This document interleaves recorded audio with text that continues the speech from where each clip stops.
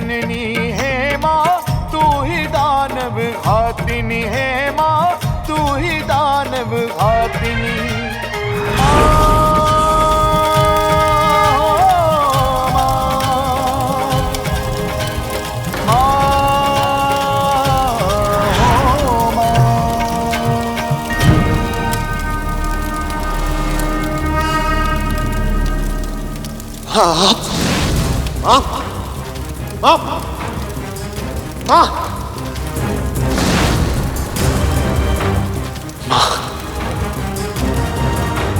माँ ये युद्ध महिषासुर को नारी शक्ति का पाठ पढ़ाने हेतु कर रही हैं। ये पाठ समस्त सृष्टि के लिए भी एक सीख होगी कि नारी सदा ही आदर की पात्र होती है और वो किसी से दुर्बल नहीं होती। ये संभव नहीं। क्या हो रहा है मुझे? नहीं। माँ! माँ! माँ! आप तो मर गई थी ना माँ? फिर माँ! माँ!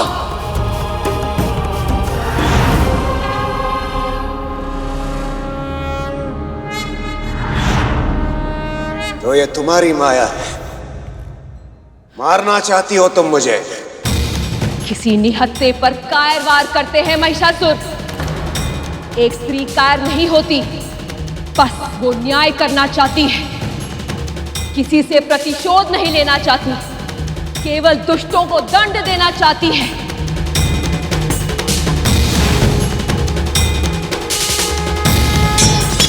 ले तलवार उठा महिषासुर और अपने पापों के दंड भोगने के लिए तैयार हो जा।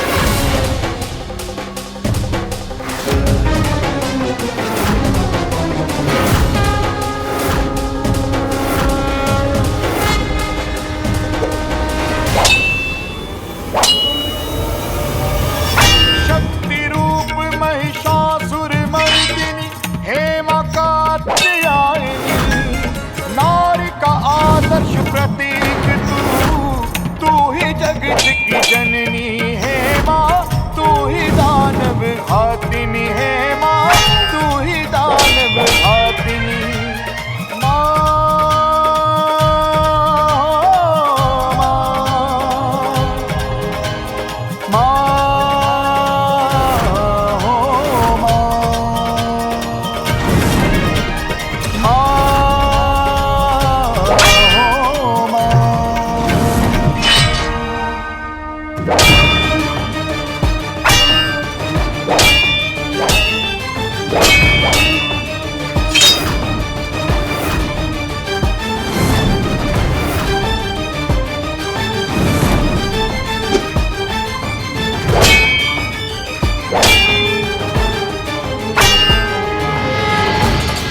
मां कात्यायनी ने यह सिद्ध कर दिया कि ये साक्षात शक्ति हर स्त्री में इन्हीं का अंश।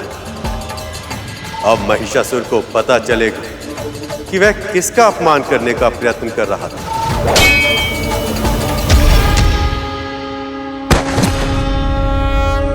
शक्ति रूप महिषासुर मर्दिनी हेमा कात्यायनी, नारी का आदर्श प्रतीक तू ही जगत की जननी है माँ, तू ही दानव घातिनी।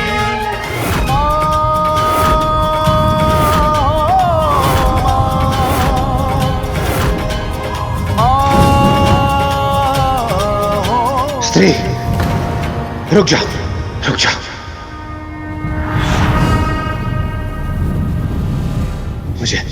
मुझे क्षमा कर दो, क्षमा कर दो मुझे देवी, मुझे क्षमा कर दो। यदि इसी बुद्धि का उपयोग तूने समय पे किया होता तो आज तेरी ये दशा नहीं होती महिषासुर। परंतु अपने अभिमान के अंधकार में तू इतना चूर था कि तूने अपने गुरु का सुझाव भी नहीं माना था।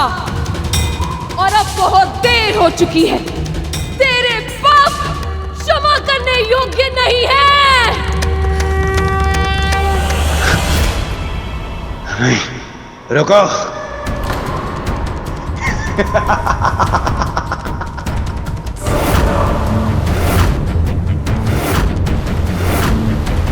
नहीं मार सकती आप मुझे।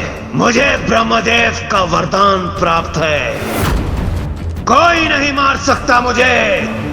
महिषासुर को कोई नहीं मार सकता। तूने अपनी मृत्यु स्वयं चुनी है दुष्ट। स्मरण कर, क्या कहा था तूने वरदान मांगते समय? कि कोई भी देवता, यक्ष, गंधर्व, किन्नर, कोई भी पशु पक्षी, किसी भी प्रजाति का कोई भी पुरुष मेरा वध न कर सके। आज मृत्यु के भय से तू क्षमा मांग रहा है, पर तुझ जैसे घनघोर पापी को क्षमा करना मेरे अन्य संतानों के साथ अत्याचार करना होगा। और मैं उनके साथ अत्याचार नहीं करूंगी, मैं करूंगी तेरा संहार। शक्ति रूप महिषासुर मर्दिनी हेमा कात्यायनी, नारी का आदर्श प्रतीक तू ही जगत की जननी हेमा, तू ही दानव घातिनी हेमा, तू ही दानव घातिनी।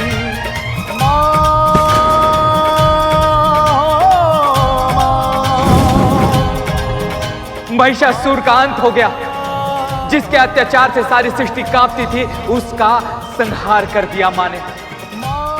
शक्ति स्वरूपा, न्याय रक्षिका, दुष्ट संहारिणी माँ कात्यायनी की, माँ कात्यायनी की, माँ कात्यायनी की, माँ कात्यायनी की, माँ कात्यायनी की, माँ कात्यायनी की, माँ कात्यायनी की, माँ कात्यायनी की, माँ कात्यायनी की, माँ कात्यायनी की।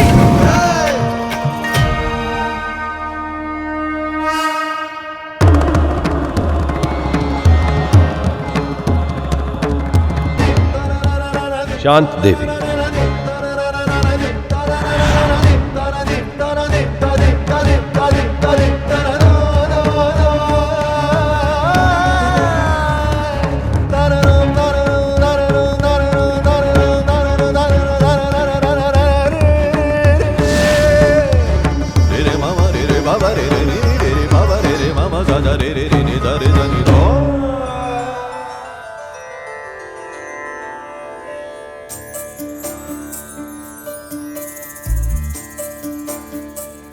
देवी,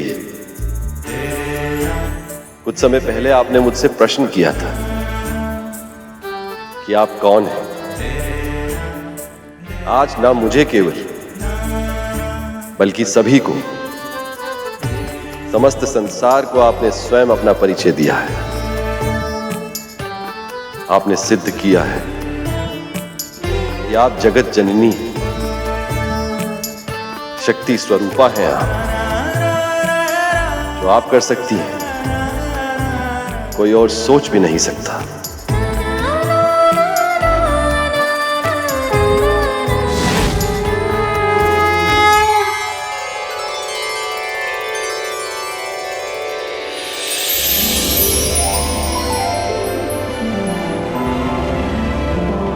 वैसे सृष्टि के संचालन का कार्य तो मेरा है देवी, किंतु आपने मेरा यह कठिन कार्य सरल कर दिया। आपका बहुत बहुत धन्यवाद। मेरे वरदान के कारण ही संसार को इस भीषण संकट का सामना करना पड़ा। आज आपने इस दुष्ट का वध करके संसार को नया जीवन दिया है। इसके लिए मैं आपका कोटि कोटि अभिनंदन करता हूं, धन्यवाद करता हूं।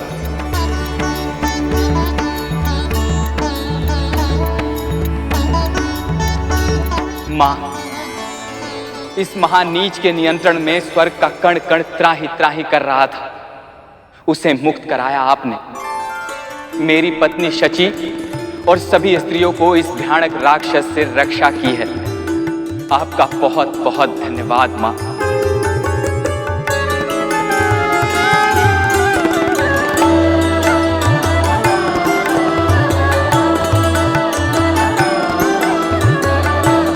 देवी,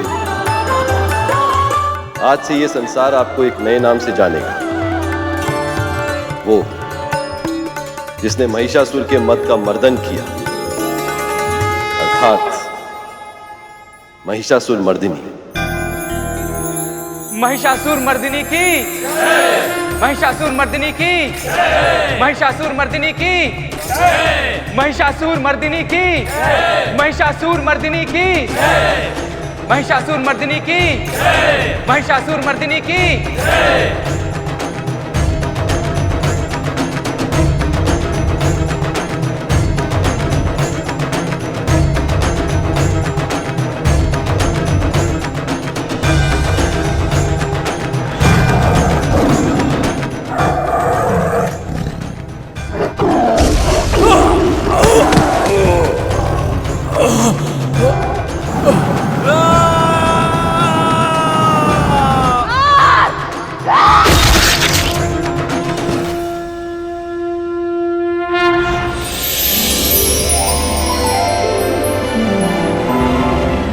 जो भी मेरे इस रूप का ध्यान करेगा वो सदैव संकट से मुक्ति पाएगा।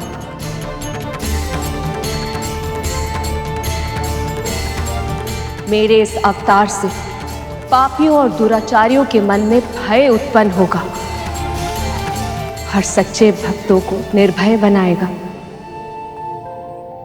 ये मेरा आशीर्वाद है।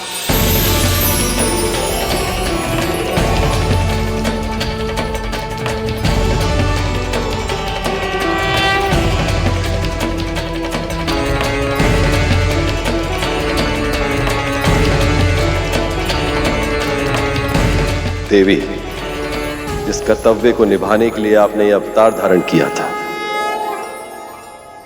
वो अब पूर्ण हो गया है। पर अब आपके इस रूप को देखकर आपके प्रति मेरा प्रेम और अधिक बढ़ गया है।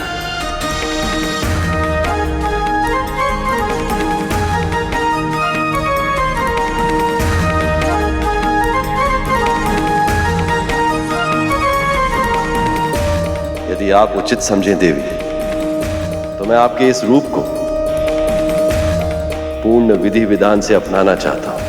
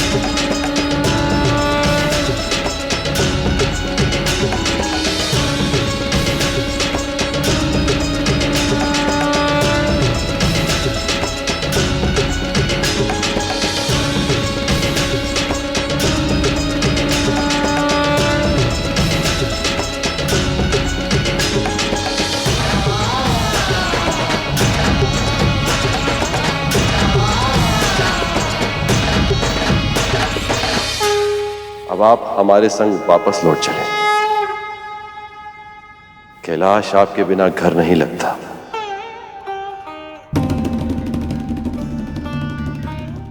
आप तो जानती हैं कि आपके बिना मेरी साधना अधूरी है। हाँ माँ, वापस आ जाइए। अब आपके इस पुत्र को, बल्कि नंदी, श्रृंगी और सभी कैलाश वासियों को आपकी स्मृति सता रही है।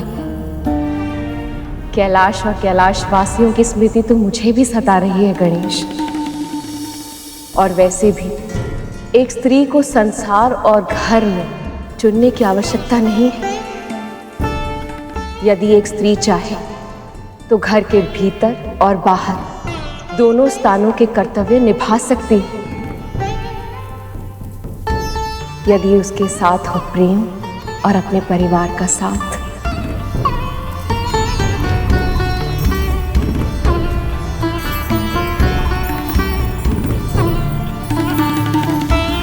नवरात्रि के 7वें दिन हम माँ के कालरात्रि रूप की आराधना करते हैं। कालरात्रि जिनके वश में है काल अर्थात मृत्यु और समय, इस रूप में माँ संसार को ये शिक्षा देना चाहती है कि एक स्त्री अपनी इच्छा शक्ति, भक्ति और तपोबल से अपने पति और संतान पर आए संकट को द्वार से ही लौटा सकती है, फिर चाहे वो बुरा समय हो या स्वयं मृत्यु।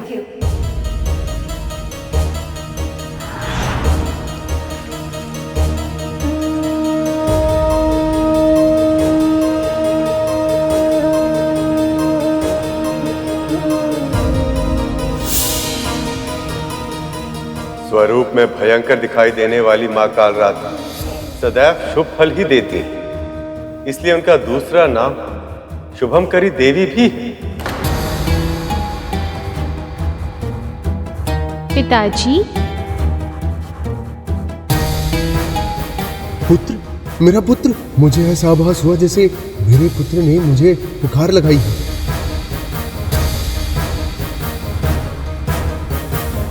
कहीं ये दोनों अपने पुत्र के लौटने का तो नहीं सोच रहे हैं? यदि वो लौटा है तो मेरी सारी योजना विफल हो जाएगी। क्यों? क्या हुआ? अब आप दोनों एक दूसरे को ऐसे काहे घूरे जा रहे हैं? न जाने क्यों आज अचानक ऐसा लगा जैसे हमारे पुत्र हमें पुकारे। हमें भी रह रहकर उनके मुख की स्मृति आ रही है। ऐसा लग रहा है जैसे जैसे वो हमारे निकट ही कहीं है। ये तो शुभ संकेत है। हो सकता है आप दोनों का आभास सही हो और नवरात्रि समाप्त होने के पहले तक वो घर लौट आए।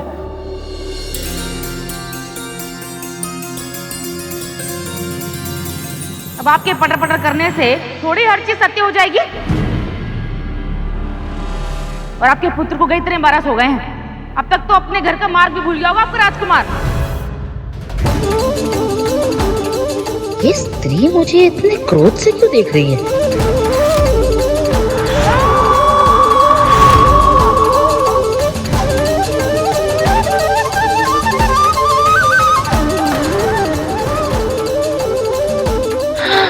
और मुझे इनमें माता का रौद्र स्वरूप क्यों दिखाई दे रहा है? ये कथा सुनकर आपको पता तो चल ही गया हो कि यदि मां चाहे तो कुछ भी संभव हो सकता है। आप पूरे मन से व्रत और पूजा करते, मुझे पूरा विश्वास है कि यदि मां प्रसन्न हुई तो आपकी मनोकामना अवश्य पूर्ण होगी।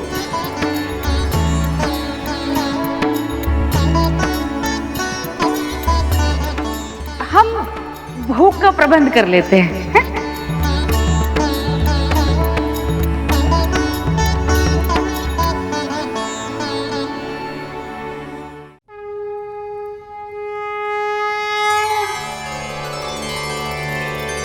आप सब निश्चिंत रहे।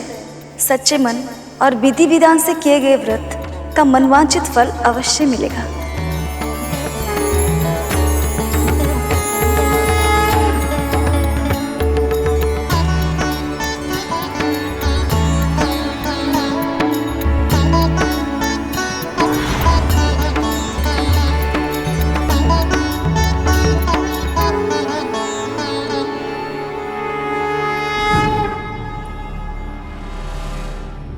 भगवती की कृपा से आज हमें माँ के दर्शन हो ही गए। और माता ने स्वयं हमसे कहा कि हमारी मनोकामना जल्द ही पूर्ण होगी। हमारा पुत्र हमारे पास एक दिन अवश्य लौटेगा।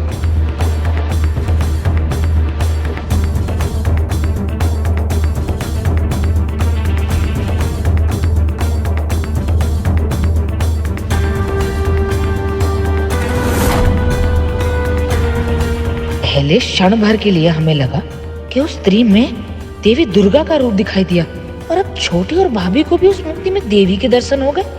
हो सकता है ये हमारे मन का भ्रम हो, और यदि सत्य हुआ तो, यदि सच में इन दोनों की पूजा सफल हो गई तो? नहीं, हम ऐसा नहीं होने दे सकते। हम ऐसा किसी भी मूल्य पर होने नहीं दे सकते।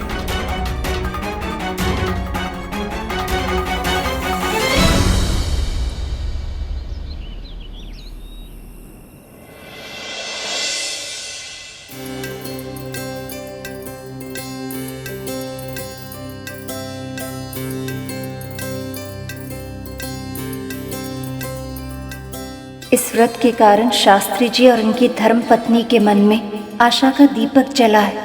यदि किसी कारण से इनकी मनोकामना पूरी नहीं हुई तो आस्था से इनका विश्वास हट जाएगा और इनकी आशा का दीपक बुझ जाएगा।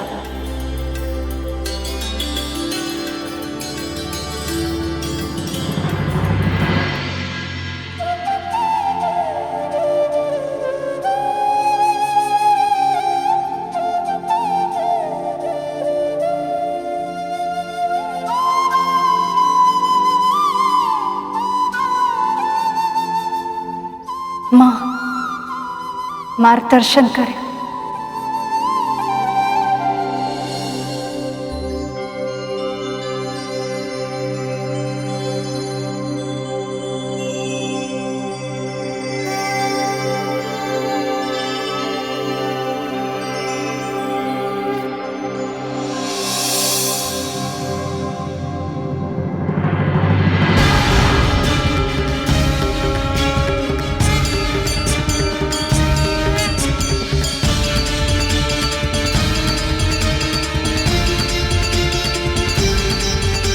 माँ, आप मुझसे अलग नहीं है लक्ष्मी। यदि आप चाहें तो जो कुछ भी आप जानना चाहती हैं वो स्वयं जान सकती हैं, परंतु फिर भी आप मेरा ध्यान करके मुझसे मार्गदर्शन प्राप्त करना चाहती हैं। जिस असीम श्रद्धा से आप यह व्रत कर रही हैं उससे मैं अत्यंत प्रसन्न हूँ, और इसीलिए मैं आपकी दुविधा को अवश्य दूर करूंगी। आप जिसे ढूंढ रही हैं वो इस समय अपनी तपस्या में मग्न है, और आप तो जानती ही हैं माता पिता के ऋण को भूलकर कोई भी तपस्या कभी भी सफल नहीं हो सकती। धन्यवाद माँ, आपका बहुत बहुत धन्यवाद।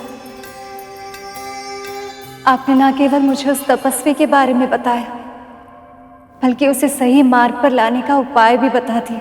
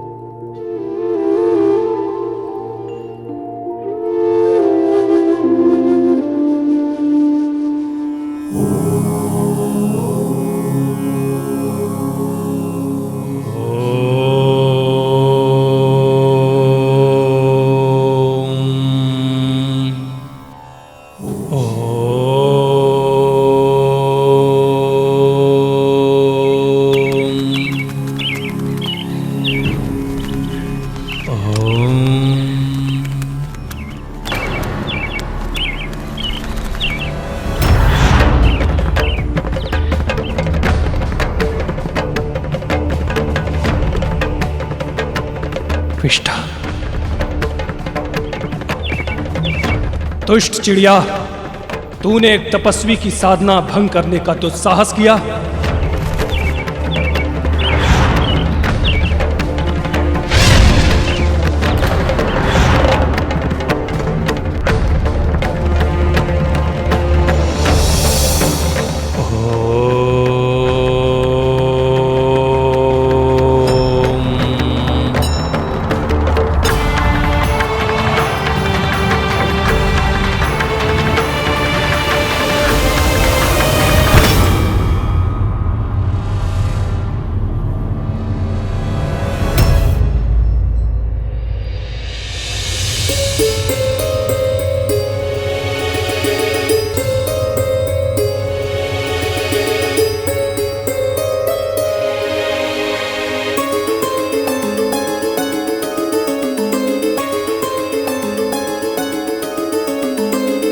तो अभी उस तपस्वी की आंखें नहीं खुली है। उसकी आंखों पर पड़ा पट हटाना होगा, सत्य दिखाना होगा उसे।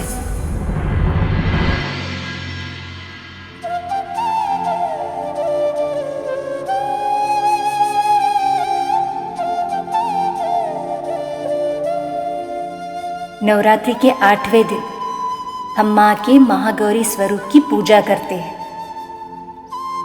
ये स्वरूप स्त्रियों के द्वारा उनके दिव्य रूप की खोज का फल है।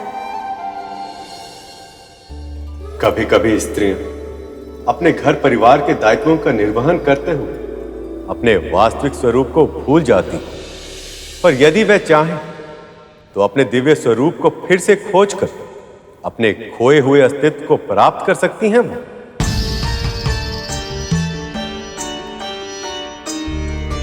परंतु मां, इससे मां के महागौरी अवतार का क्या संबंध है? मां का ये दिव्य स्वरूप कैसे उजागर हुआ? महिषासुर के वध के बाद देवी मां फिर से पहले की तरह पूर्ण तन्मयता के साथ अपने परिवार और कैलाश की व्यवस्था संभालने लगी। दिन प्रतिदिन के इस अनवरत क्रम और अपने दायित्व को निभाते निभाते वो अपना वास्तविक स्वरूप भूलते जा रही थी।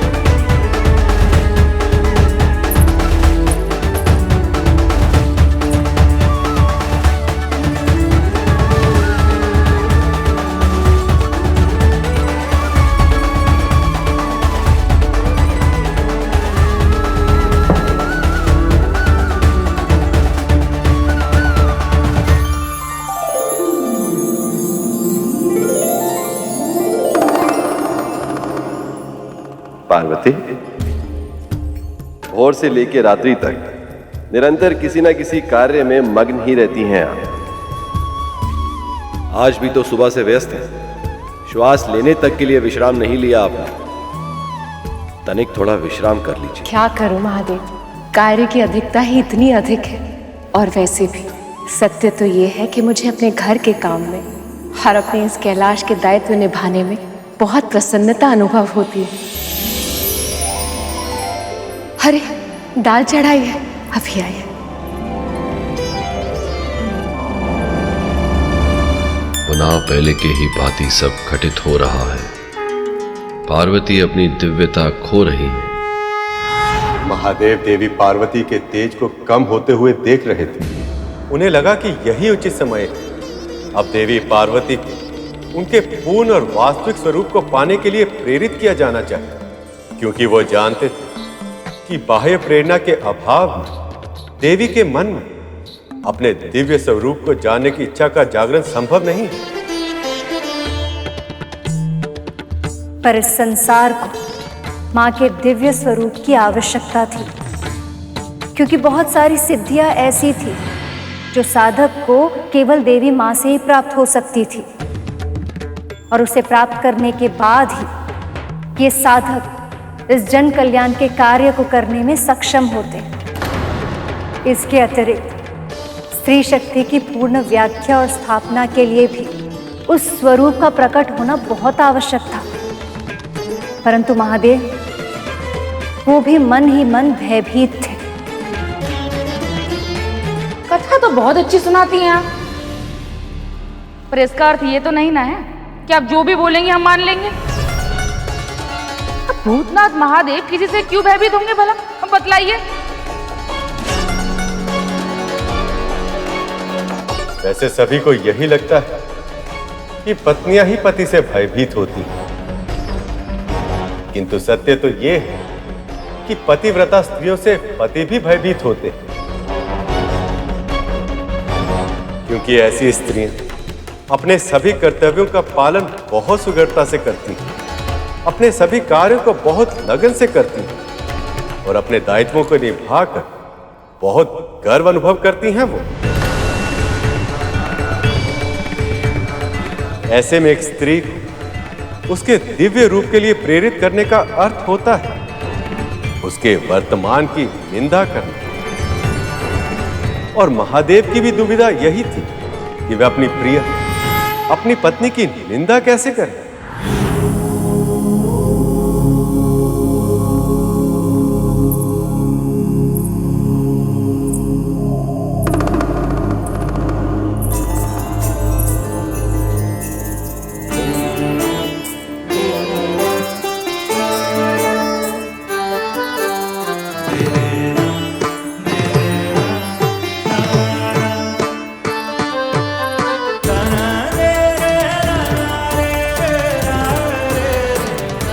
लीजिए प्रभु आपका पान।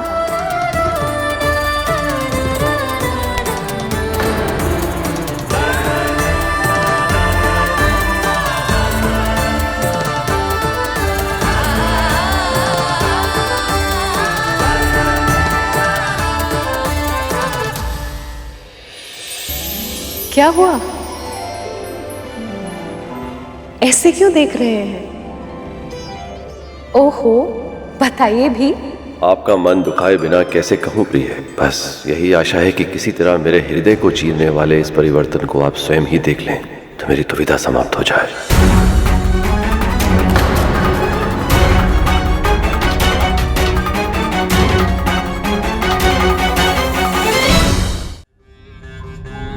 लीजिए, इतने कार्य शेष हैं और आपको विनोद सूझ रहा है। अब छोड़िए भी, मुझे एकादशी की तैयारी करनी है।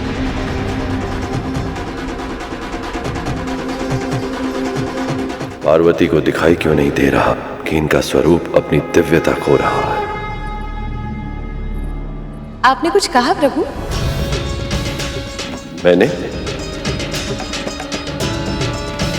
मैं तो मौन हूं प्रिय।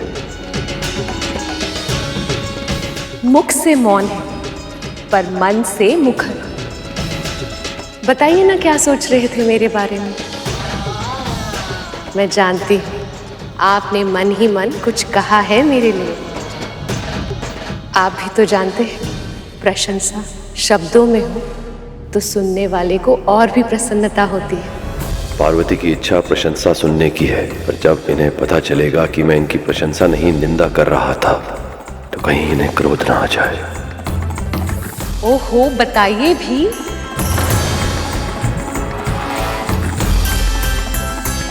नहीं प्रिय, मैं कुछ नहीं सोच रहा।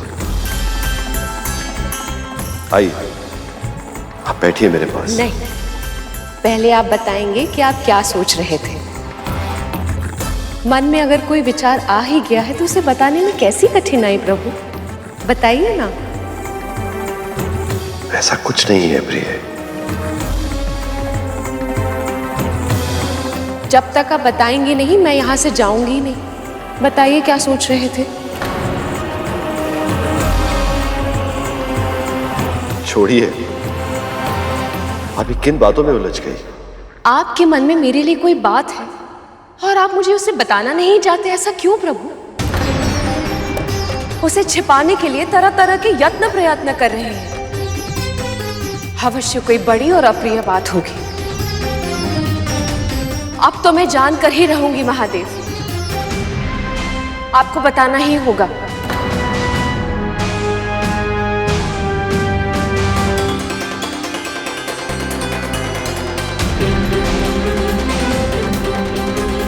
ठीक है, यदि आप बताएंगे नहीं तो क्या मुझे पता नहीं चलेगा? मैं अपनी शक्ति से स्वयं जान लूंगी।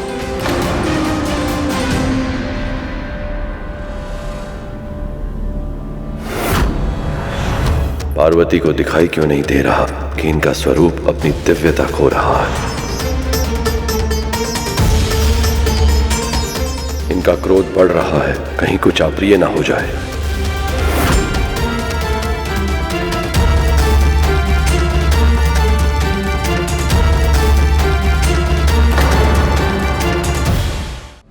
तो ये भाव है आपके मन में अपनी पत्नी के लिए? मुझे तो आभास भी नहीं था कि आप मेरे रूप को लेकर प्रसन्न नहीं हैं। मुझे तो लगता था कि मैं हर रूप में, हर वेश में आपकी प्रिय हूं।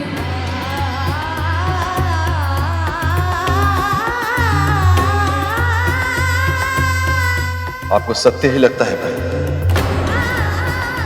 हर रूप में, हर स्वरूप में मुझे आप सबसे अधिक प्रिय हैं। तो फिर ये बात आपके मन में आई भी कैसे? इतनी बड़ी बात, मेरा रूप आपके लिए दिव्य नहीं है, ये आपके लिए विषाद का कारण है। आप मेरे इस रूप को दिव्य नहीं मानते।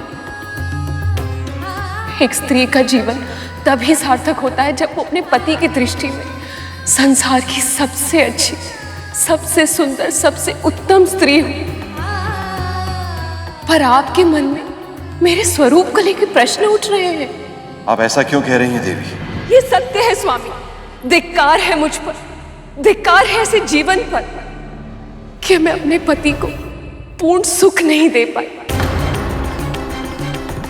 और इसीलिए अब मैं यहां नहीं रह सकती महादेव।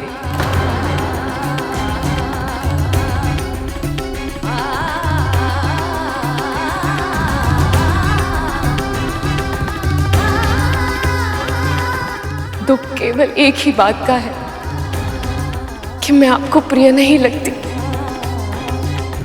यही बात आपने मुझे पहले क्यों नहीं कही?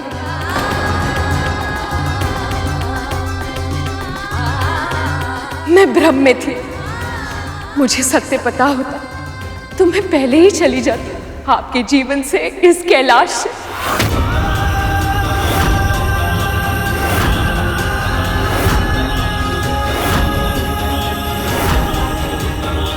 जब भूल का पता लग जाए तो उसे सुधार लेना चाहिए।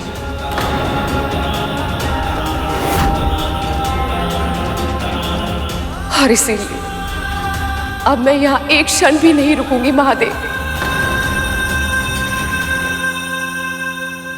मैं जा रही हूं, इसी क्षण जा रही हूं।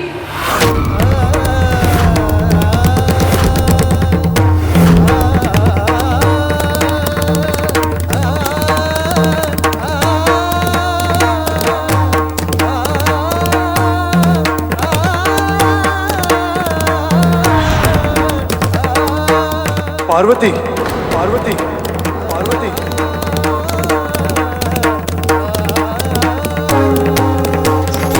पार्वती, पार्वती, पार्वती। मेरे मन का, मेरी आत्मा का आधा भाग हैं आप। फिर भी आज आपको अपने से दूर जाते हुए देखने के अतिरिक्त और कुछ नहीं कर सकता मैं। संसार के हित के लिए मुझे ये अपार दुख भी सहना ही होगा। आज एक बार फिर विरह का हलाहल मुझे पीना ही होगा प्रिय। महादेव ने जो सोचा था माँ वो तो जान गई, परंतु मन के भाव को जाने बिना क्रोधित हो गई वो। फिर क्या हुआ माँ? फिर देवी पार्वती तपस्या करने चली गई ताकि वो अपने उस दिव्य स्वरूप को वापस प्राप्त कर सके जिसकी इच्छा महादेव के मन में थी। तपस्या और आराधना जैसे कठिन श्रम काहे करने गए? अरे वो तो देवी है, इच्छा करती फिर जो चाहे स्वरूप उनको मिल जाता।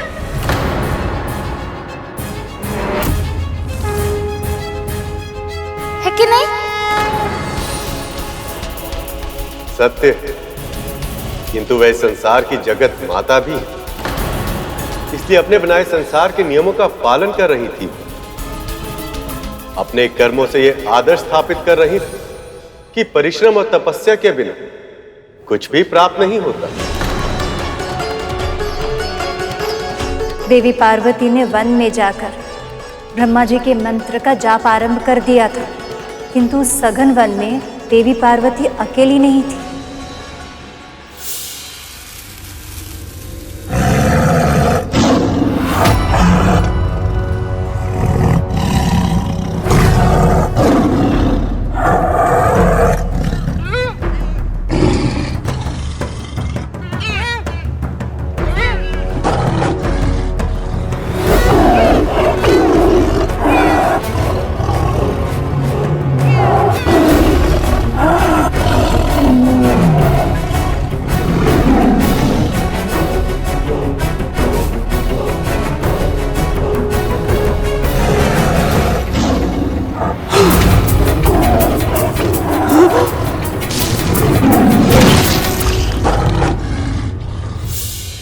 उस वन में एक सिंह भी रहता था जो अब वृद्ध हो चला था।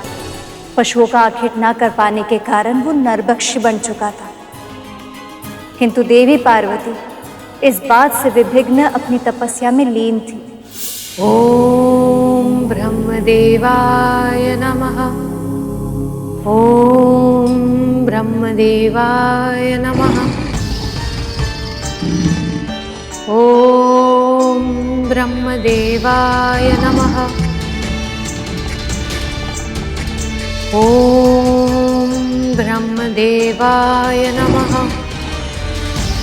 ओम ब्रह्मदेवाय नमः। ओम ब्रह्मदेवाय नमः। ओम ब्रह्मदेवाय नमः। ओम ब्रह्मदेवाय नमः। ओम ब्रह्मदेवाय नमः।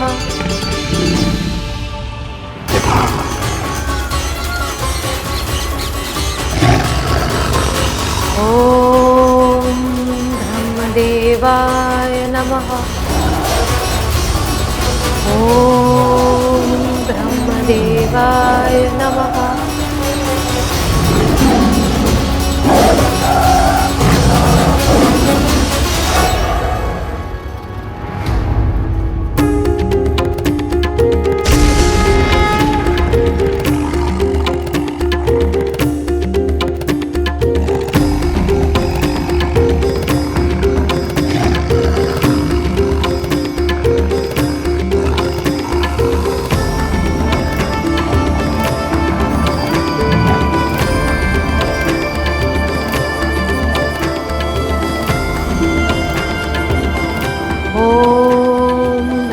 ब्रह्मदेवाय नमः।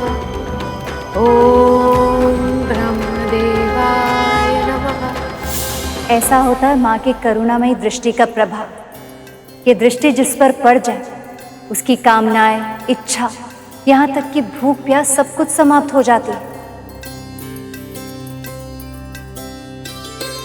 वो इस माँ की दिव्य शक्ति का कृपा पात्र बनकर माँ की सेवा में रम जाता है। ऐसा ही कुछ उस सिंह के साथ भी हुआ।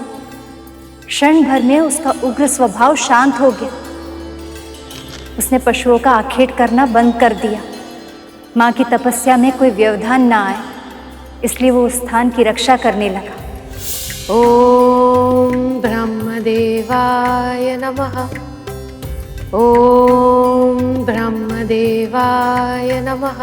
ओम ब्रह्मदेवाय नमः। ओम ब्रह्मदेवाय नमः। ओम ब्रह्मदेवाय नमः।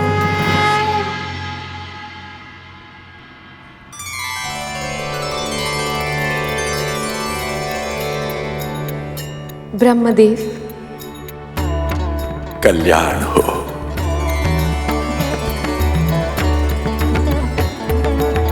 तपस्या के समस्त फलों की सिद्धि तो आपके ही अधीन है देवी।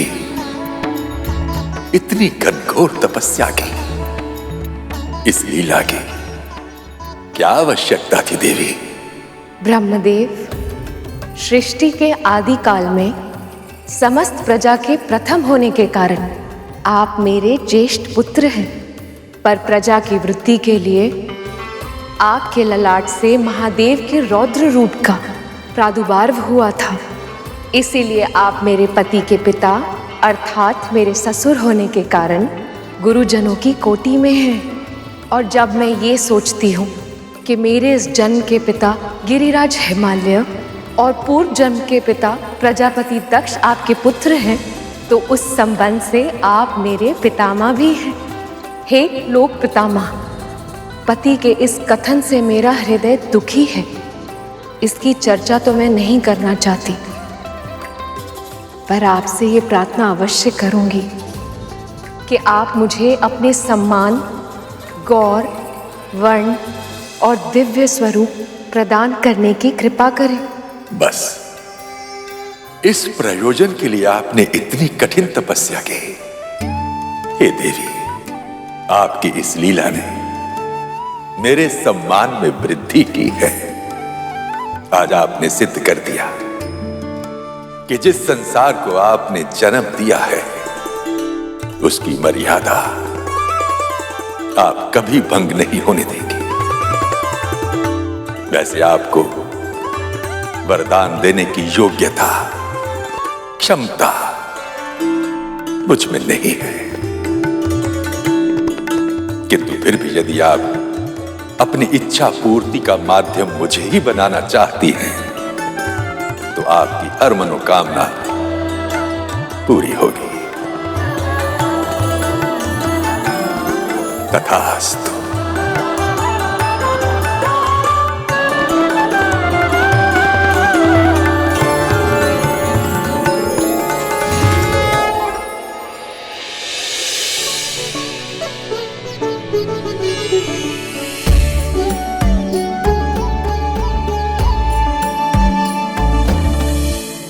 हे देवी, समस्त संसार को आपके इस महागौरी स्वरूप की बहुत आवश्यकता थी।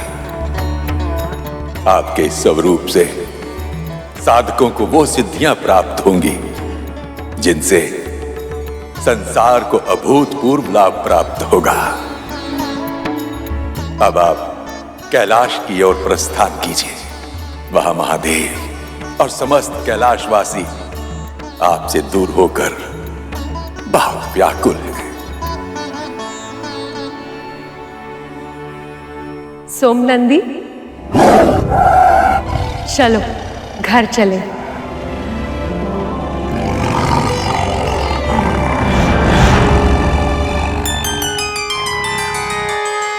तो इस तरह अपने दिव्य स्वरूप को प्राप्त करने के बाद माँ कैलाश लौट गई। नहीं सुपर्ण, उनके मार्ग में एक विघ्न भी शेष था।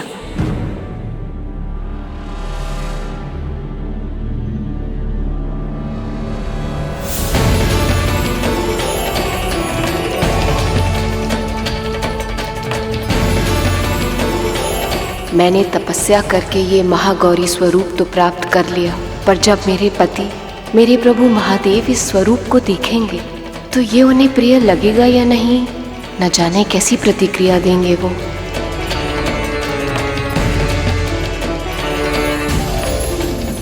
गणेश, कार्तिकेय,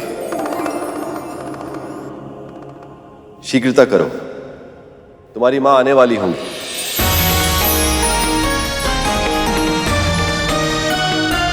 उचित ये होगा कि मैं स्वयं जाकर उन्हें ले आऊं।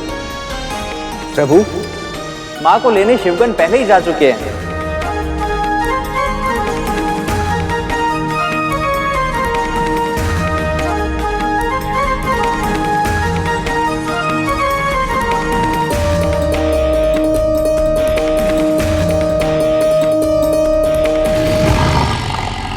क्या हुआ सोमनंदी, रुक क्यों गए? अद्भुत मां, आपका स्वरूप तो सचमुच बड़ा ही दिव्य है। महादेव जब इसे देखेंगे तो प्रसन्नता से झूम उठेंगे। उनकी प्रसन्नता में ही मेरी प्रसन्नता है। अब मार्ग तो छोड़ो ताकि मैं शीघ्र ही उनके पास पहुंच जाऊं। आप निस्संदेह जाइए माँ, पर ये सिंह आगे नहीं जा सकता।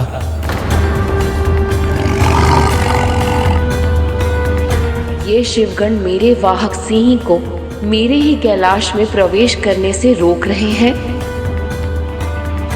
क्या इस कैलाश पर मेरा कोई अधिकार नहीं? यदि महादेव इस कैलाश के स्वामी हैं, तो मैं भी तो उनकी अर्धशक्ति हूँ, इस कैलाश की स्वामिनी हूँ। मुझे इनके भीतर अपना महत्व स्थापित करना ही होगा।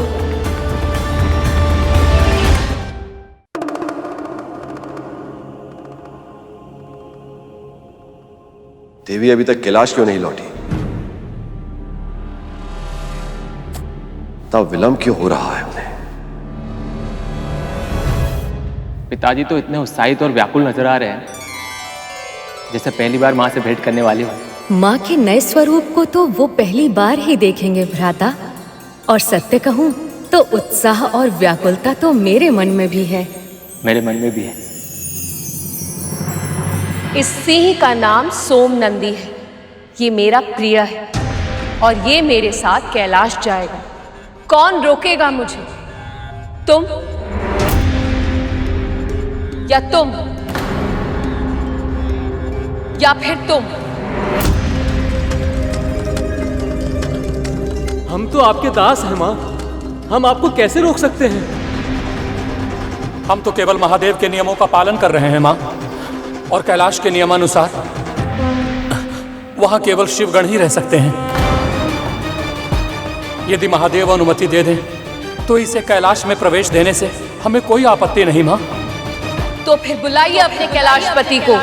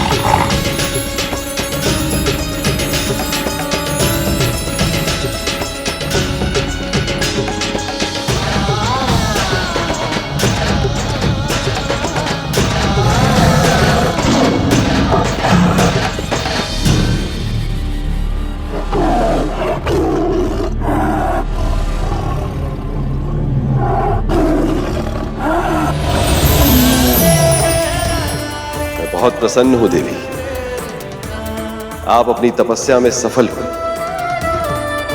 अब भीतर चलिए। आपका कैलाश अपनी कैलाश स्वामिनी की प्रतीक्षा कर रहा है।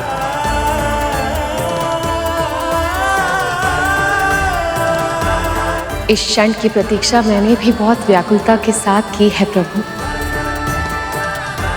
पर मैं सोमनंदी के साथ ही भीतर प्रवेश करूंगी, इसके बिना नहीं।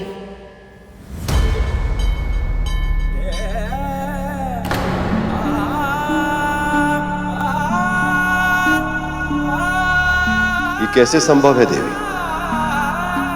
ये सिंह दुष्ट और हिंसक प्रवृत्ति का है, नरभक्षी है ये। अपने अतीत में था महादेव, पर अब जब से ये मेरी शरण में आया है, इसने आखेट करना तक छोड़ दिया है। इसका स्वभाव पूरी तरह से बदल गया है। इसने मेरी तपस्या में रक्षा की है, ध्यान रखा कि मेरी तपस्या में किसी भी तरह का विघ्न ना आ पाए।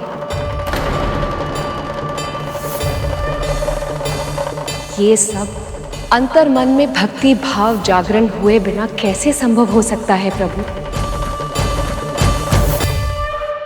आप तो जानते ही हैं, जिसके मन में सच्चे रूप से भक्ति जाग जाए तो अतीत के सारे पाप उसके लिए अपने आप अंत हो जाते हैं। और सबसे बड़ी बात तो ये है कि इसे मेरी कृपा प्राप्त है। ऐसा प्राणी अपने पूर्व संचित पापों से, सभी कष्टों से और हर दुखों से सहज ही मुक्त हो जाता है। और इसीलिए इसे अपने गणों में स्थान और कैलाश में प्रवेश करने की अनुमति आपको देनी ही होगी महादेव।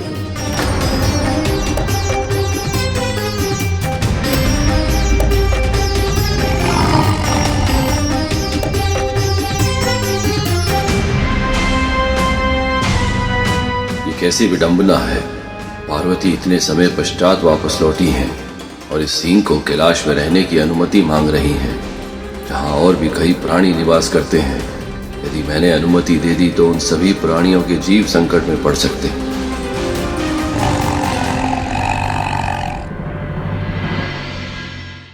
पर मां, यहाँ नंदी जी और श्रृंगी भी तो रहते हैं। सिंह और बैल का संबंध स्वभाव से ही शत्रुता का है। ऐसे में इस सिंह का कैलाश में निवास कैसे संभव हो पाएगा मां?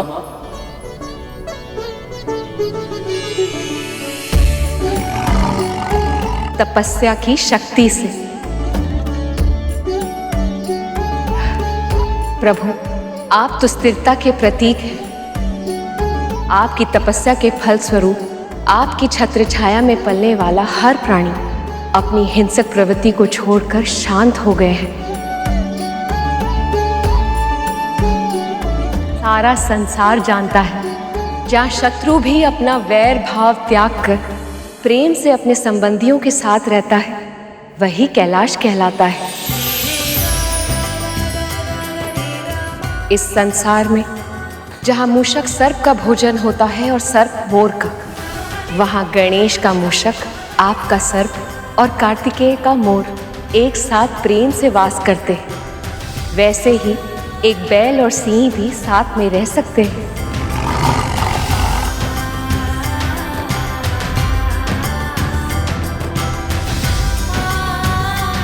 आपने सत्य कहा देवी।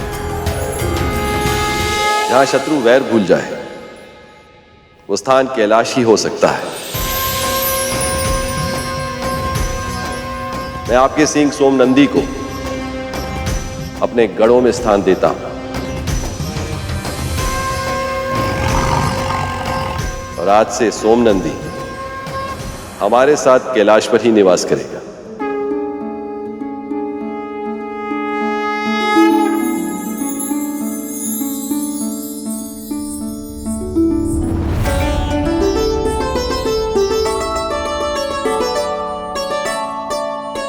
अब तो आप पधारी हैं।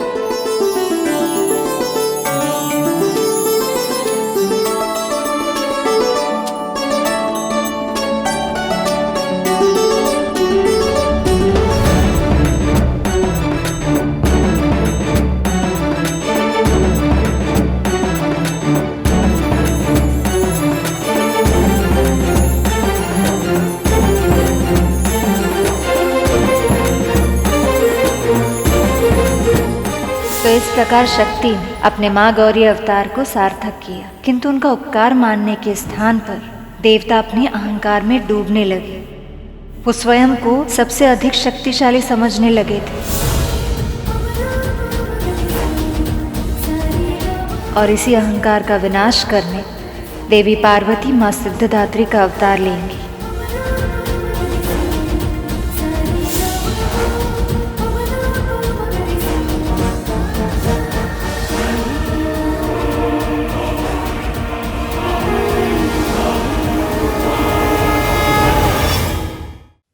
इस तरह महागौरी की कथा पूरी हुई। अब अगली कथा अर्थात नौ दुर्गा की कथा हम कल सुनेंगे। चलिए आरती करते हैं।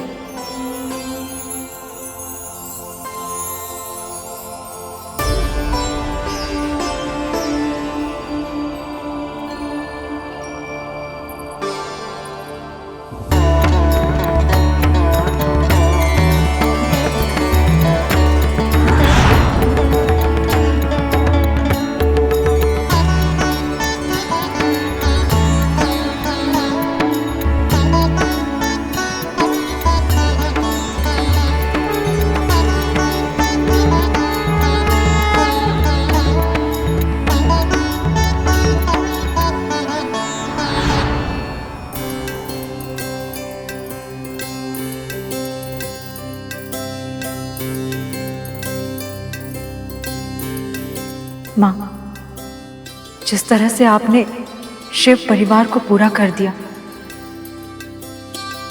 उसी तरह आप हमारे पुत्र को भी हमारे पास वापस भेज दीजिए। हम पर कृपा करिए माँ, हमारा परिवार भी अब पूरा कर दीजिए। हमारे पुत्र को हमारे पास वापस लौटा दीजिए।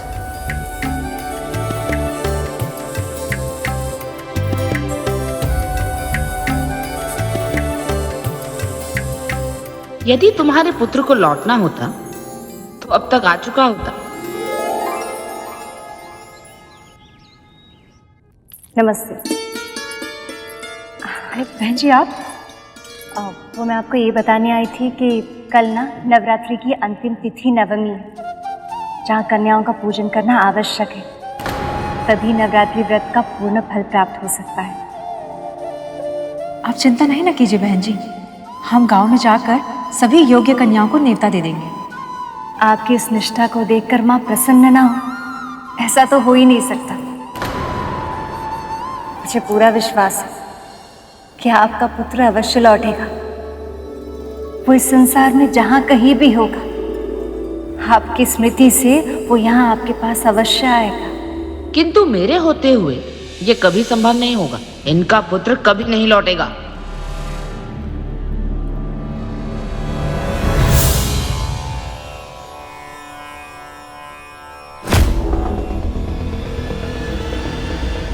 माँ, चलिए मैं चलती हूँ। जी नमस्ते।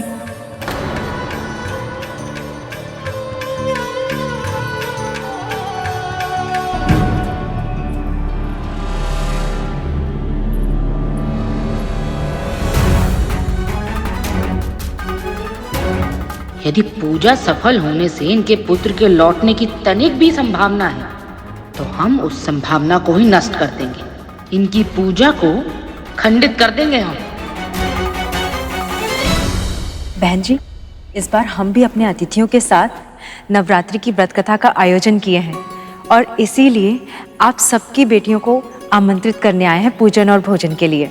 अरे शास्त्राइन, आपके घर से सुंदर आरती के स्वर तो हमें भी सुनाई देते हैं और भूख की सुगंध भी तो आती है।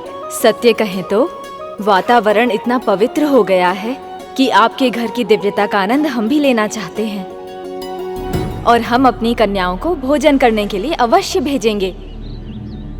आप सभी का बहुत बहुत धन्यवाद। माँ भगवती का बहुत बहुत धन्यवाद।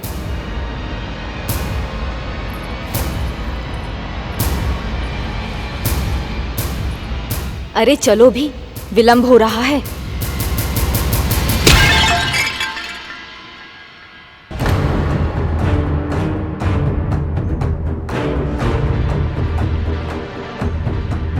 सर्वनाश का घड़ा फोड़े हैं हम, ताकि आप सबको चेतावनी दे सके।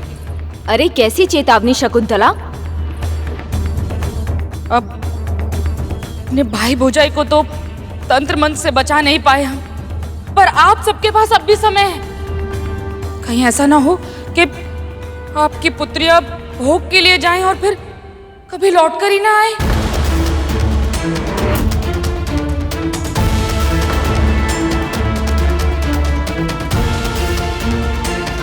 ये क्या कह रही हो तुम? संभावना को ही नष्ट कर रहे हैं, किसी भी अप्रिय संभावना को। अरे स्वयं सोचकर देखिए, कहीं ऐसा तो नहीं कि आप सबकी पुत्रियां होने के कारण उनके मन में ईर्ष्या हो और ये पूजा पाठ सिर्फ बहाना हो और तंत्र मंत्र करके वो आप सबके संतानों को आपसे दूर कर दे। वैसे भी आज तक तो नवरात्रि मनाई नहीं और इन अतिथियों के कहने पे सब कुछ किए चले जा रहे हैं।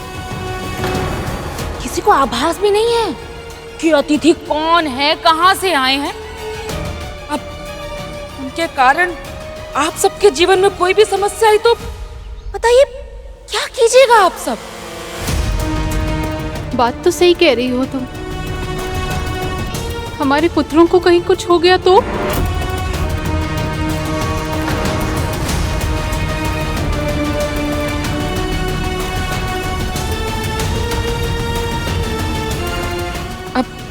चेतावनी देना हमारा काम था, बाकी आप सब देख ही लीजिएगा।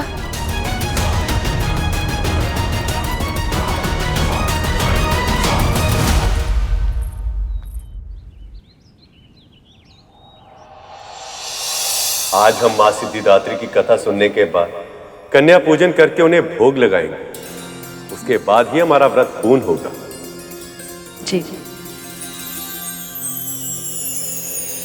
जब कन्याएं आएंगी ही नहीं तो ना होगा कन्या पूजन और ना होगा व्रत पूरा। कितने तुच्छ विचारधारा है स्त्री की। यदि इसे अभी दंड नहीं दिया तो ये अपनी प्रवृत्ति कभी नहीं बदलेगी।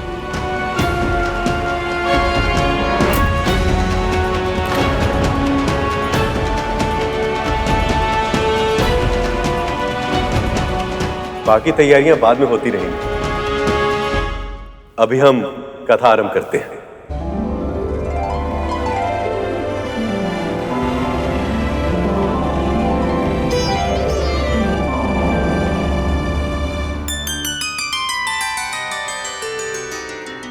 सिद्धिदात्री, जैसे कि नाम से स्पष्ट है, सभी सिद्धियों को प्रदान करने वाली सर्वोच्च शक्ति है ये।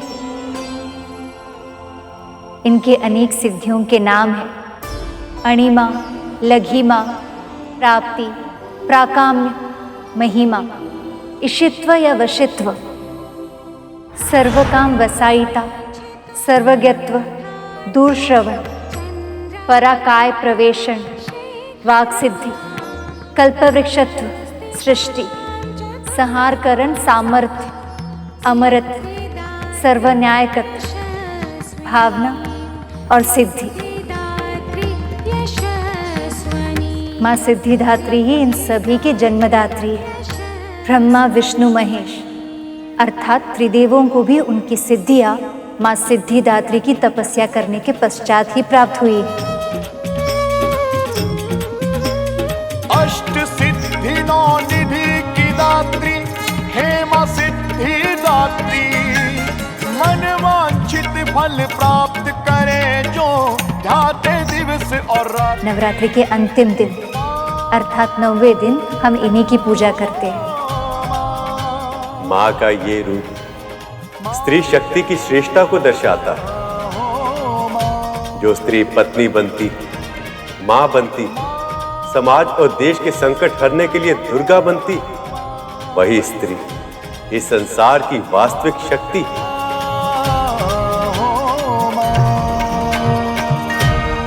इस समस्त संसार में जो भी शक्ति विद्यमान है, उसकी स्रोत केवल और केवल स्त्री ही है।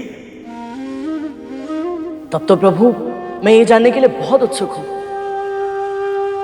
कि माँ का ये रूप संसार के सामने कैसे उजागर हुआ।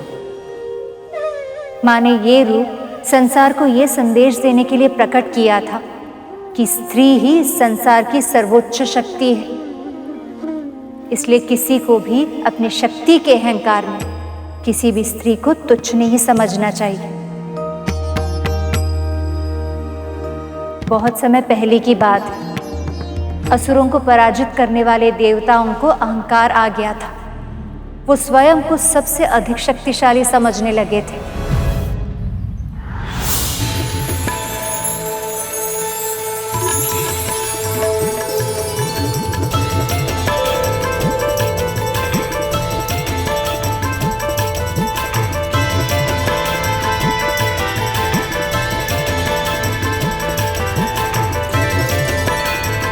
वैसे देवराज, महिषासुर के अंत के बाद सभी असुरों की दशा देखने योग्य है। सारे असुर पाताल लोक में रहने के लिए विवश हो चुके हैं। धर्म की रक्षा के लिए यह आवश्यक था वायुदेव। पृथ्वी पर अब यज्ञ सुचारू रूप से चल रहा है और भविष्य के रूप में मिलने वाला आहार बिना किसी रुकावट के हमें निरंतर मिल रहा है। आगे भी मिलता रहेगा वरुण देव, सदैव। क्योंकि अब किसी असुर ने हमारे सामने शीश उठाने का दुस्साहस भी किया तो हमारा बाहुबल उसे ही नहीं, समस्त असुर जाति को सूखे पत्ते की तरह कुचल कर रख देगा।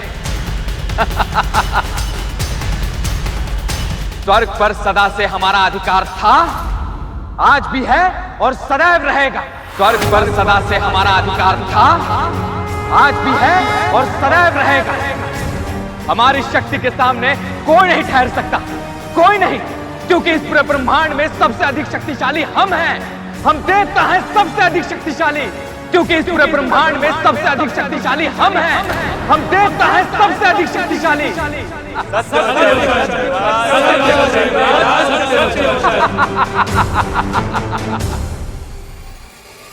देवराज और अन्य देवताओं को शक्ति का अभिमान हो रहा है। वो भूल रहे हैं कि अभिमान तामसिक दोष है और पतन का कारण बन जाता है। पर यदि ऐसा हुआ तो संसार धर्म संकट में पड़ जाएगा। मुझे उनका अभिमान तोड़ना होगा।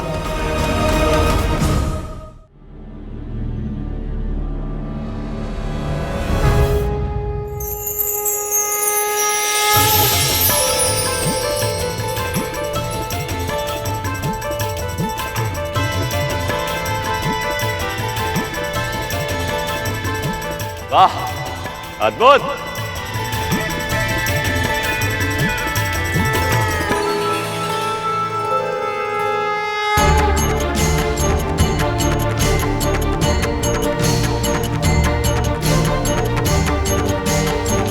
ये प्रकाश कहां से आ रहा है? सूर्य से भी तीव्र है ये प्रकाश। इसको सहन कर पाना तो मेरे लिए भी कठिन है।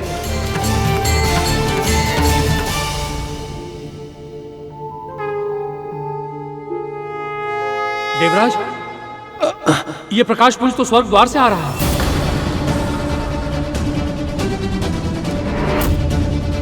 क्या है ये? कहां से आया और क्यों?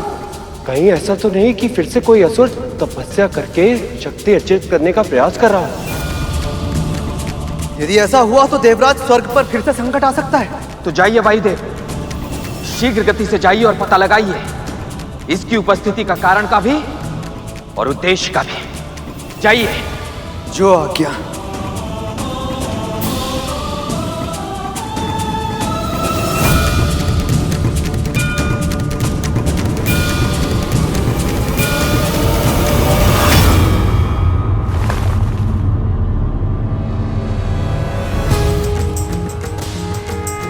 कौन हो तुम? उत्तर दो शक्तिपुंज, और किसकी शक्ति से संचालित हो? मैंने पूछा कौन हो तुम? मैंने पूछा कौन हो तुम? मैंने पूछा कौन हो तुम? पहले तुम बताओ तुम कौन हो? मेरे स्वर से कंपन कर रहे संसार को देखकर भी तुम्हें मेरा परिचय नहीं मिला? वायुदेव, वायुदेव हूं मैं। संसार के प्राण बसते हैं मुझ में। मैं चाहूं तो बड़े से बड़े नगर को पल भर में उड़ाकर मिट्टी के ढेर में बदल सकता हूं।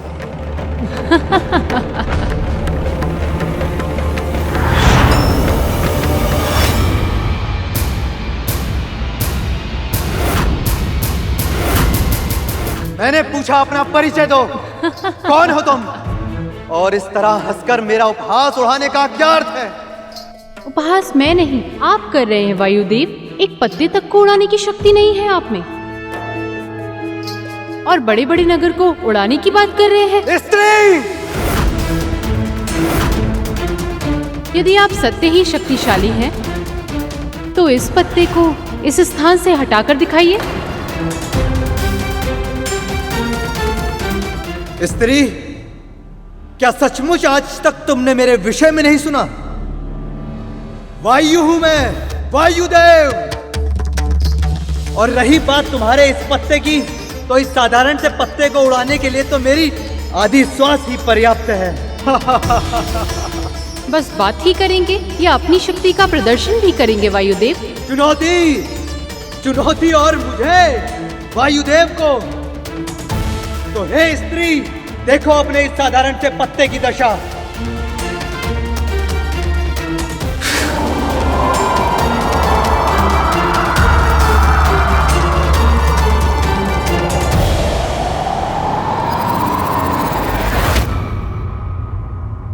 थोड़ी शक्ति और लगाकर दिखाइए।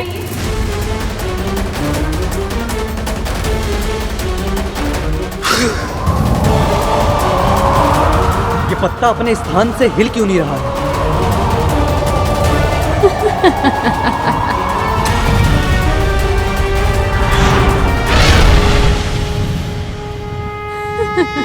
बस इतनी ही शक्ति वायुदेव। एक बार और प्रयास करके देखो।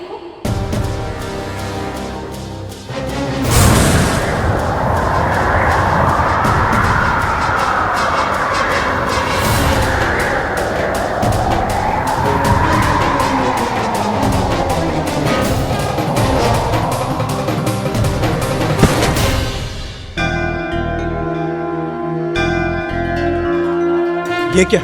पत्ते का आकार तो बढ़ता ही जा रहा है। ये क्या हो गया? और ये स्त्री कौन है?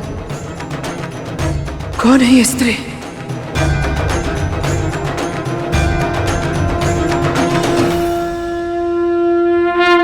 वायुदेव अपनी शक्ति का इतना भीषण प्रयोग कर रहे हैं, पर इस तेज पुंज का प्रकाश तो कम होने के स्थान पे बढ़ता ही जा रहा है। जितना पहले सोचा था, समस्या उससे अधिक गंभीर है। अब मुझे ही जाकर देखना होगा। अग्निदेव, वरुण देव,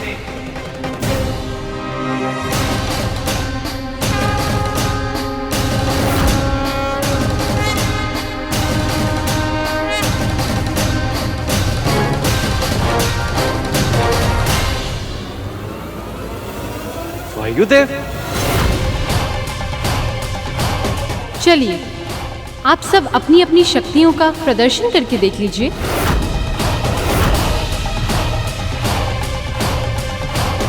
शक्ति का अहंकार विनाश ही लाता है। अब तुम देवताओं के अहंकार का अंत करूंगी मैं, और शक्ति का सच्चा स्वरूप क्या है ये तुम्हें ज्ञात कराऊंगी।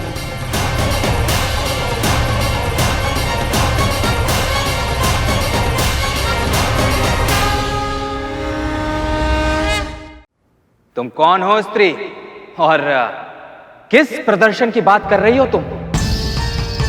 देवराज, ये कोई साधारण स्त्री नहीं है। ये एक मायावी स्त्री मालूम होती है।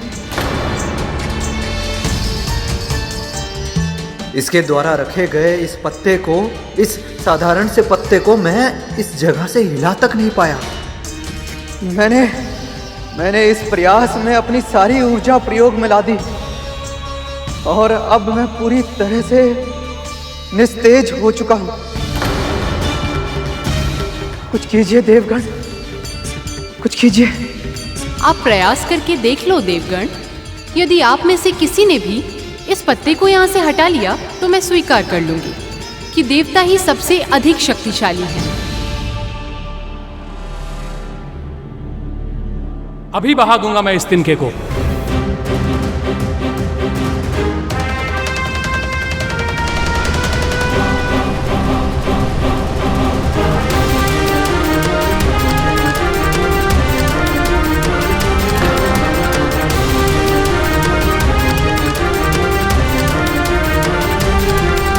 ये तिनका तो गीला भी नहीं हुआ वरुण देव।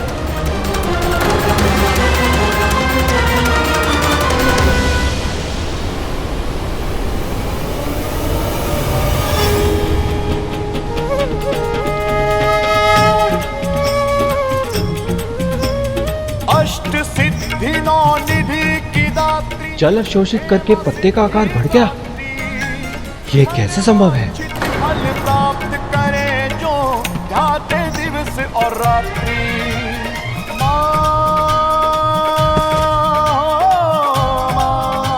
रक्षा कीजिए देवराज, हमें बचा लीजिए।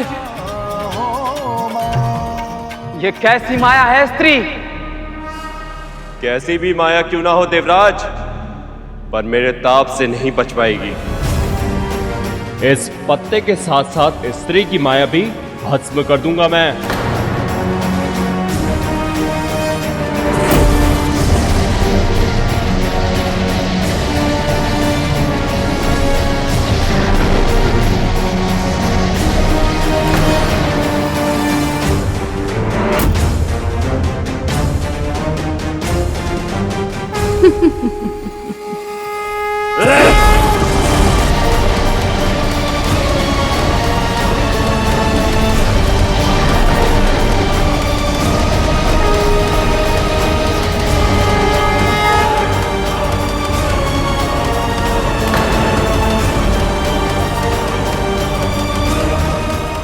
असंभव।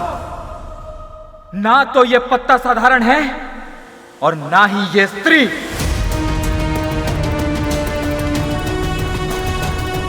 अब इस माया को नष्ट करूंगा मैं। मेरे वज्र के प्रहार से आज तक कोई नहीं बच पाया। अब सबसे पहले ये पत्ता समाप्त होगा और फिर समाप्त होगी तुम।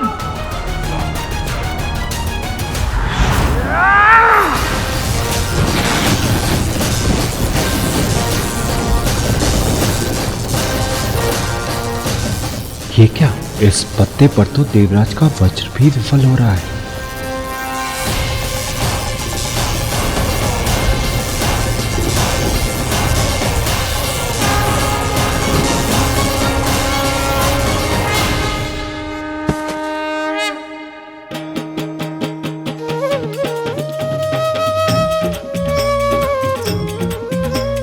अष्ट सिद्धि नौ निधि की दात्री हेमा माँ, आप इतनी शक्तिशाली कैसे?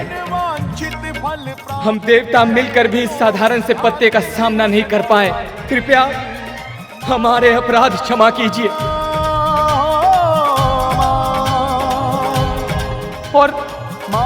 और अपना परिचय दीजिए। कौन है आप?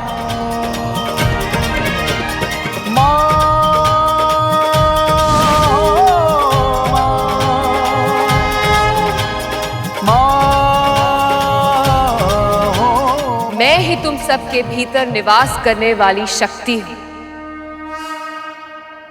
इस जगत में कुछ भी कर पाने का सामर्थ्य मुझसे ही है। मेरे ही कारण तुम असुरों पर विजय प्राप्त कर पाए। मैं ही हूं 10 महाविद्याएं।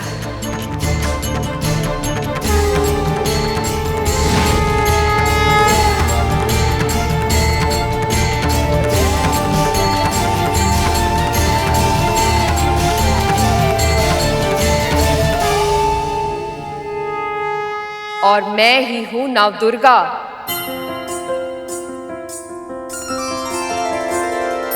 दुर्गा दुर्गति शमनी, दुर्गा पदिनी पारिणी, दुर्गा मच्छदिनी, दुर्गा साधिनी, दुर्गा नाशिनी।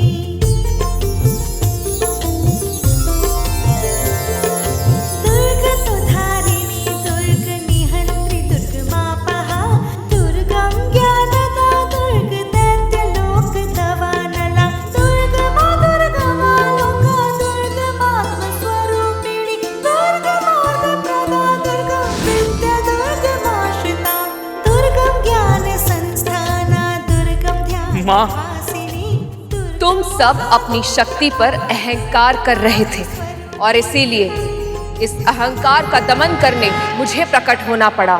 दुर्गा दुर्गति शमनी, दुर्गा पत्ति निवारिणी। क्योंकि अहंकार पतन के मार्ग का द्वार होता है और वैसे भी जो शक्ति तुम्हारी है ही नहीं, उस पर दंभ करने का अधिकार तुम्हें मिला भी कैसे? दुर्गम ज्ञानदा, दुर्ग दैत्य लोक दवा। स्मरण रखना, जो शक्ति से तुम संचालित होते हो वो केवल मेरे कारण है, केवल मेरे कारण। दुर्गाया मामा मानवः, अखेते सर्वो भयानः, मुक्तो भविष्यति न संशयः। ये पूरा ब्रह्मांड जगत जननी की शक्ति से ही चलायमान है देवराज।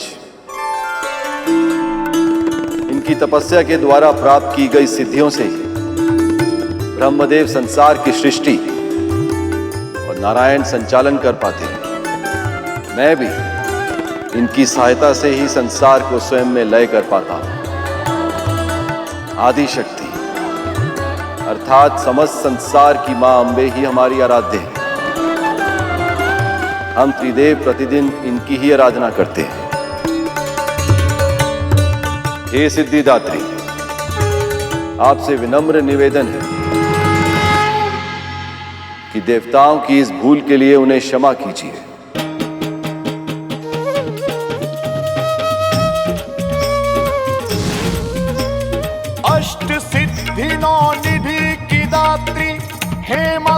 सिद्धिदात्री या देवी सर्वभूतेषु माँ सिद्धिदात्री रूपेण संस्थिता नमस्तस्यै नमस्तस्यै नमस्तस्यै नमो नमः।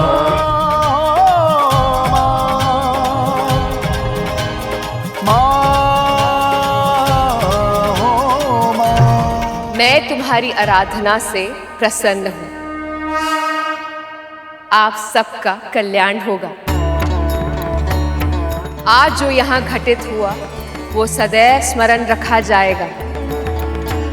जो भी मेरे इस रूप की उपासना करेगा उसे सभी सिद्धियां प्राप्त होंगी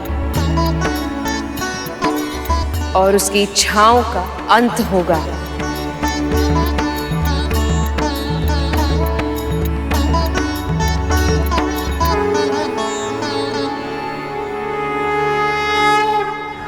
यही थी माँ सिद्धिदात्री की कथा।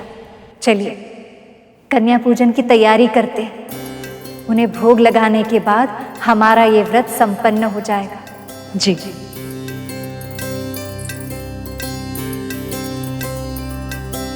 हम भी आसन लगाते हैं, उसके बाद हमें फल भी लेके आए। इस शुभ कार्य में हम भी आपका साथ देंगे। हाँ हाँ आइए।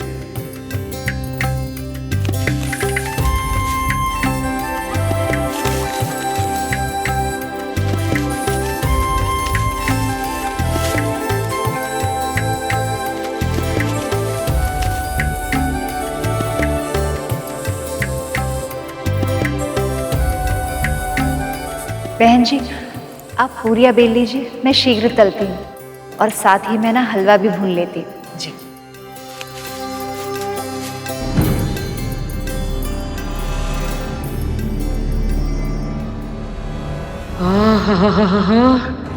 सुगंध तो सचमुच बहुत ही अच्छी आ रही है। पेट में मूषक खेल कूद करने लगे हैं और जीभ चटकारे लेने की कल्पना में व्याकुल हो गई है। पर कन्या पूजन और भोग से पहले कुछ खाने को मिल ही नहीं सकता।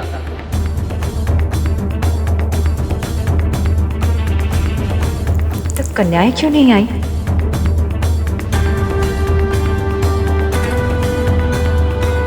अब कारण जो भी हो, कन्याएं नहीं आएंगी तो क्या पूजन नहीं होगा? अब जल्दी से पूजन शुरू करते हैं ना। कन्याएं क्यों नहीं आएंगी? बहन जी ने स्वयं जाके उन्हें न्योता दिया है, या फिर ऐसा कुछ है जो आप जानती है और हम नहीं? नहीं नहीं, ऐसा क्या हो सकता है भला? कुछ देर और प्रतीक्षा कर लेते हैं, आ ही जाएंगे कन्याएं।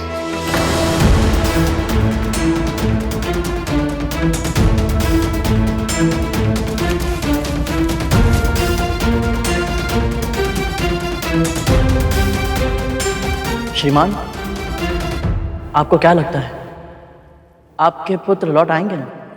ये तो हम नहीं जानते सुपर्ण, परंतु ये अवश्य जानते हैं कि अब से हम नवरात्रि के हर व्रत रखा करेंगे मां भगवती की कृपा से। हम भी व्रत अवश्य रखेंगे सुपर्ण भैया जी। और हमें पूर्ण विश्वास है कि सूर्यास्त होने के पहले हमारा पुत्र हमारे पास अपने घर अवश्य लौट आएगा।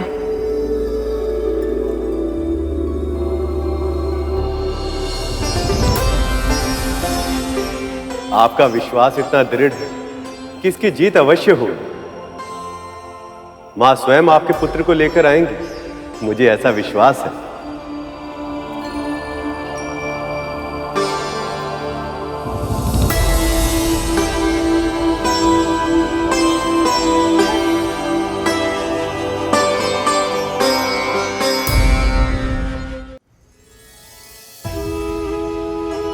भिक्षाम देहि भिक्षाम देहि भिक्षाम देहि।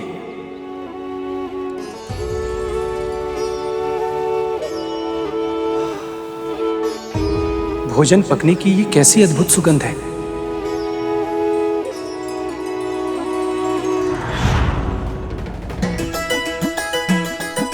वाह माँ, बड़ी अच्छी सुगंध आ रही है भोजन की।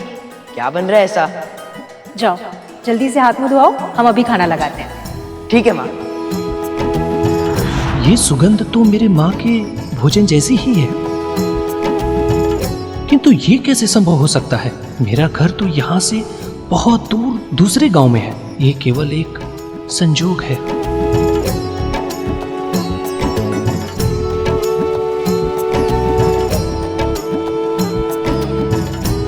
भवती भिक्षाम देहि मातु भिक्षाम देहि।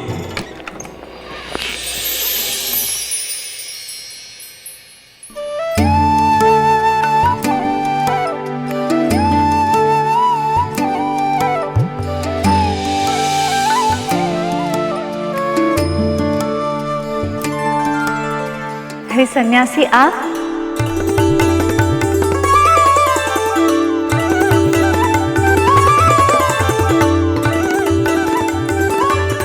ये लीजिए।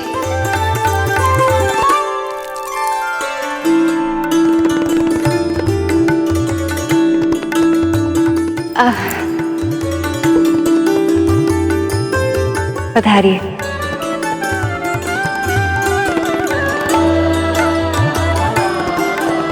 आइए सन्यासी जी, आइए ना।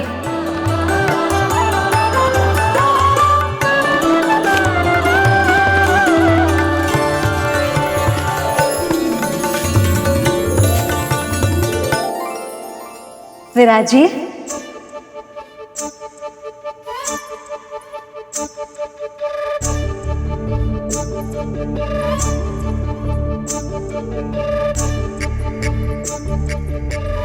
ये लीजिए। भोजन दीजिए देवी। आपके धार्मिक व्यवहार से भूख और भी बढ़ गई है। ऋषि सन्यासी। सन्यासी जी, मैं अभी आई।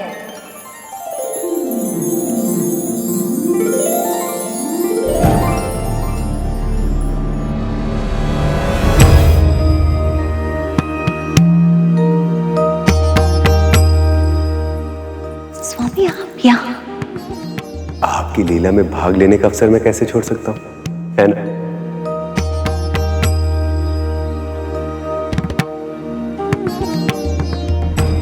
हमारे सामने पत्तल परोसकर द्वार पर किससे बातें करने लगी है?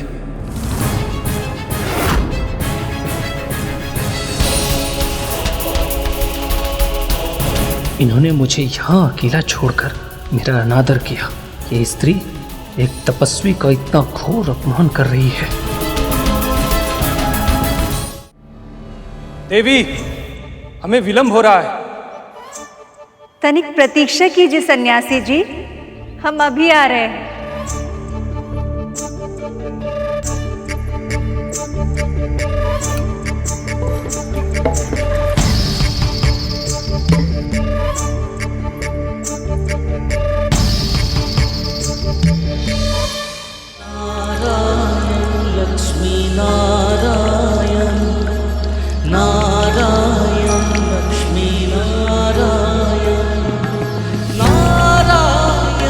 कितना समय और लगेगा?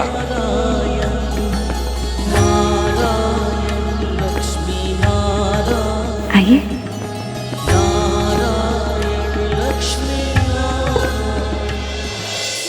आइए ना स्वामी, आइए। प्रणाम सन्यासी जी। प्रणाम। स्वामी आइए, विराजिए।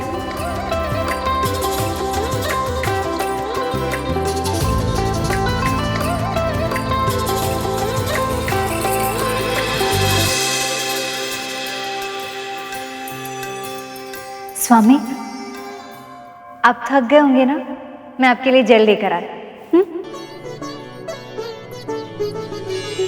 कितना समय और लगेगा देवी? पूरा दिन नहीं है हमारे पास। तनिक प्रतीक्षा कीजिए सन्यासी जी, हम हमारे पति की सेवा कर रहे हैं। और आप तो जानते हैं, एक स्त्री के लिए अपने पति की सेवा से श्रेष्ठ और कोई कार्य नहीं होता। और सत्य कहे, अगर आपके स्थान पर त्रिदेव भी होते ना, तो उन्हें भी रुकना पड़ता। देवी, आप जानती भी हैं एक तपस्वी का क्रोध कितना भयानक होता है। हम कोई चिड़िया थोड़ी, जो आपकी क्रोध भरी दृष्टि से भस्म हो जाए।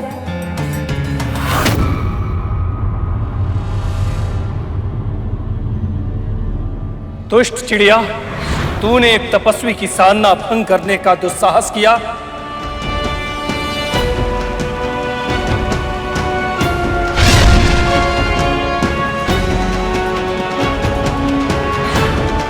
वन में जो हुआ था वो इन्हें कैसे पता चला?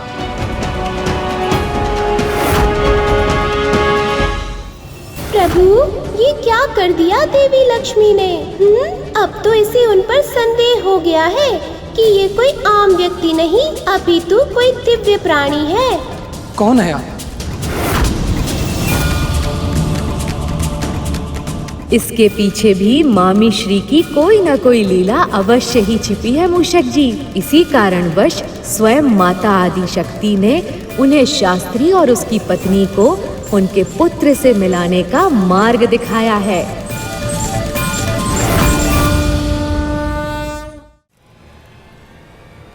कौन है आप? अपना वास्तविक परिचय दीजिए।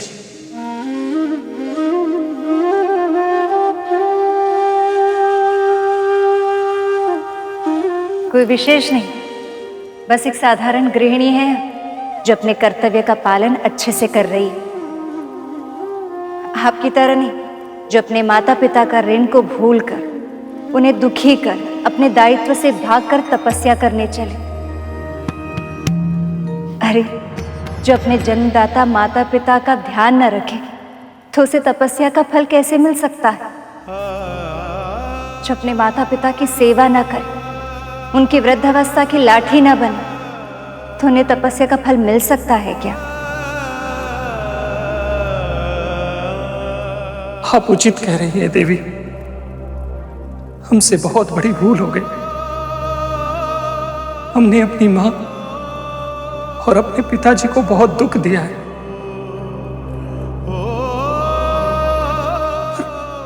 अब तो अनेक वर्ष बीत गए होंगे, न जाने वो कहाँ होंगे दोनों, कैसे होंगे। जब पुत्र घर त्याग कर जाता तो उसके माता पिता को उसके लौटने की प्रतीक्षा सदैव रहती है, भले ही वह प्रतीक्षा अनंत काल तक ही क्यों न चले। एक माँ के प्राण पुत्री की आत्मा से बंधे होते। और सत्य कहे सन्यासी जी, जब तक आप उनसे नहीं मिलेंगे, यमराज तक उन्हें यहाँ से ले जाने का साहस नहीं कर सकते। आप मुझे क्षमा कीजिएगा।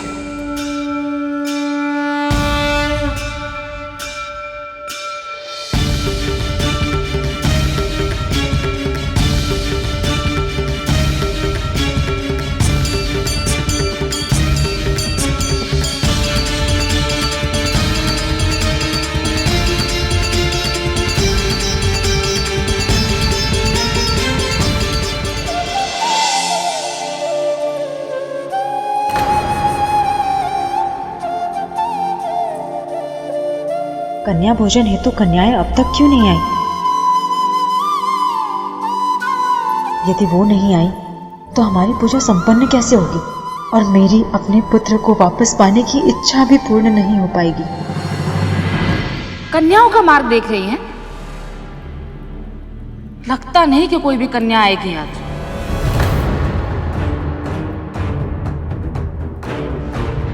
हम तो कहते हैं कि देवी का पूजन कीजिए और भोजन कर लीजिए। कब तक स्वयं को भी भूखा रखेंगे और हमें भी।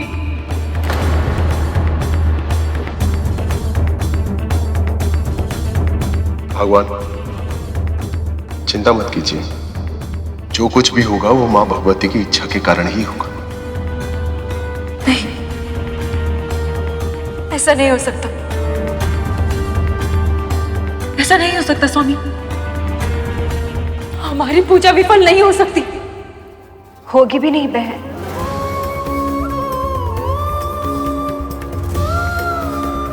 आप धैर्य रखिए। अभी तो पूजा संपूर्ण भी नहीं हुई। अब और धैर्य नहीं होता हमसे। माँ को हमारा दुख दूर करना ही होगा।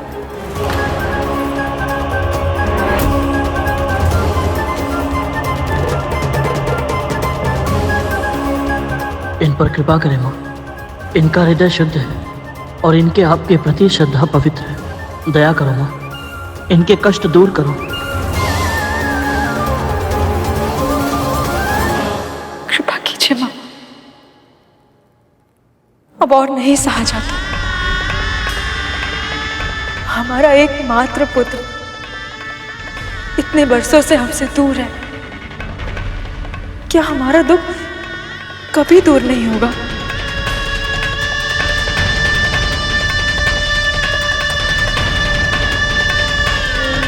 इससे तो अच्छा है कि आप हमें मृत्यु दे दें।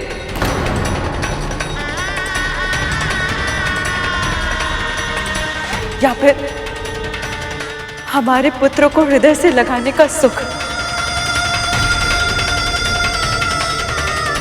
प्रभु, माँ, एक माँ का हृदय पीड़ा में है और मैं इनकी सहायता करने में असक्षम हूँ। कृपया इनकी सहायता करें। देवियों, इस माँ की करुण भरी पुकार ने मेरे नेत्र भी भिगो दिए हैं। अब आप सब कृपा कीजिए, आ जाइए अब।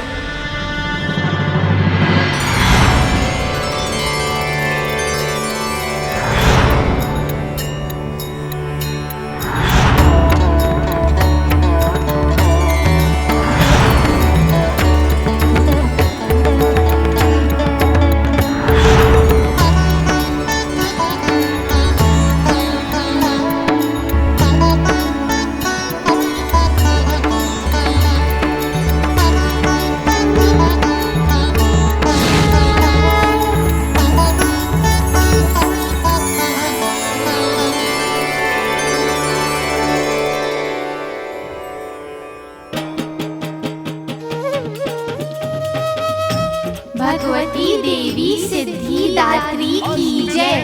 भगवती देवी सिद्धिदात्री की जय। भगवती देवी सिद्धिदात्री की जय। भगवती देवी सिद्धिदात्री की जय। भगवान, भगवान, कन्याएं आ गई।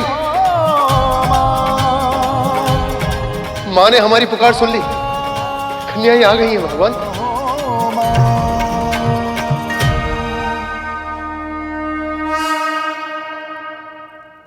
भगवती देवी सिद्धिदात्री की जय। भगवती देवी सिद्धिदात्री की जय। भगवती देवी सिद्धिदात्री की जय। हमने तो सभी स्त्रियों को इतना भड़काया था, फिर भी ये कन्याएं आ कैसे गई? पता करना होगा।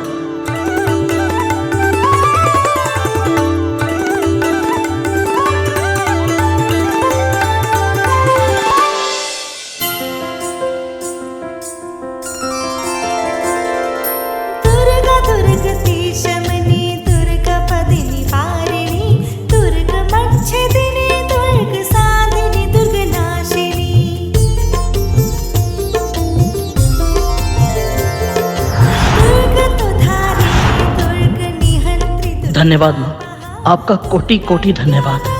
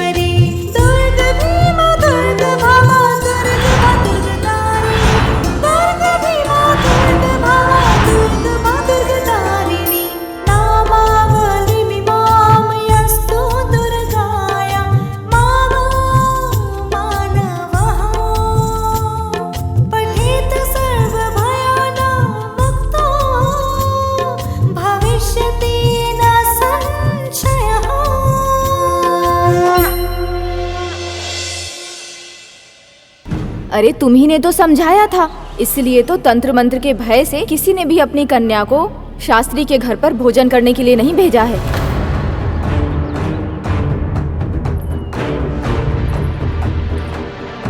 किसी ने भी अपनी कन्या नहीं भेजी, तो फिर घर पर वो सभी कन्या कौन है? कहाँ से आई है वो? पता लगाना होगा।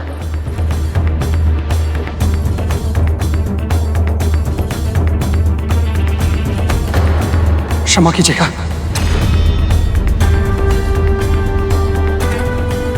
ये तो वही है, छोटे का पुत्र, हमारा भतीजा। लगता है अपने घर जा रहा है। नहीं नहीं नहीं, ऐसा नहीं होने दे सकते हम, इसे रोकना होगा।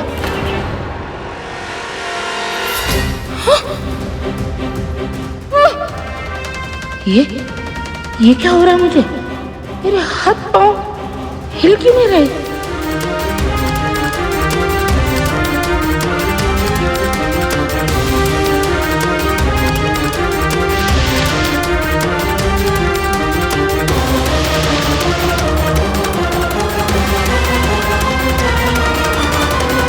आप सभी भगवती स्वरूप हैं।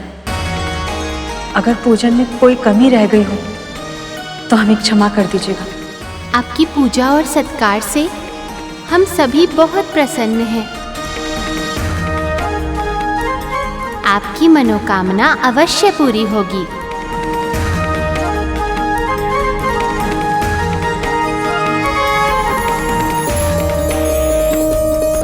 सभी माँओं ने स्वयं आशीर्वाद दिया है। इससे बड़ा सौभाग्य और क्या हो सकता है?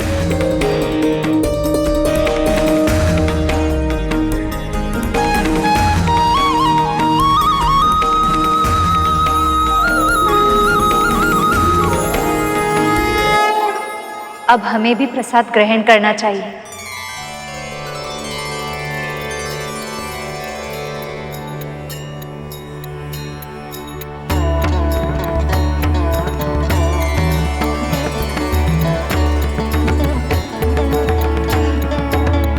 तो कन्याओं का पूजन भी कर लिया, प्रसाद भी ग्रहण कर लिया, धैर्य भी रख लिया और प्रतीक्षा भी कर ली। और जो चाहिए था वो अभी तक नहीं मिला बहन जी। आपने माँ पर विश्वास किया है ना, और माँ ने आपको आशीर्वाद भी दिया है। और फिर ऐसा क्या है जो माँ के लिए असंभव है? मेरी बात मान लीजिए बहन जी, आप पूरी श्रद्धा के साथ माँ की कृपा का ये प्रतीक, ये प्रसाद आप ग्रहण कर लीजिए। आपकी इच्छा अवश्य पूर्ण होगी।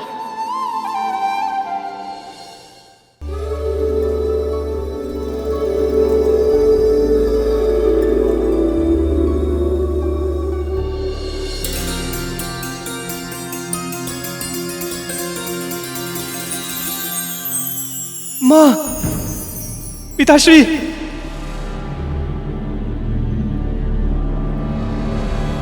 ये तो हमारे पुत्र का स्वर है। माँ, माँ, पुत्र,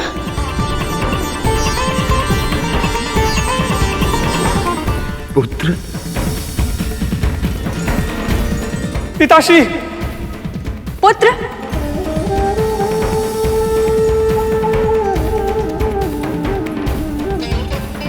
माँ, पुत्र,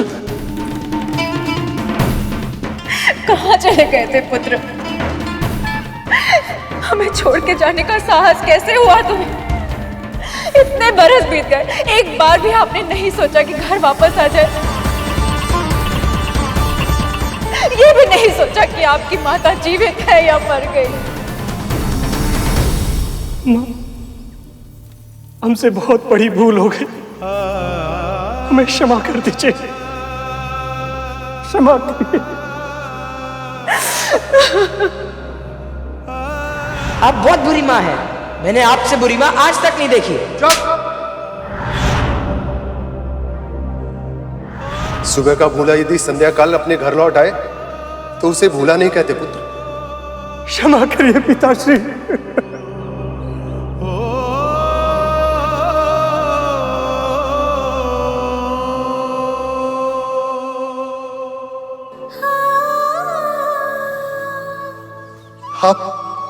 आप कितने बड़े हो गए।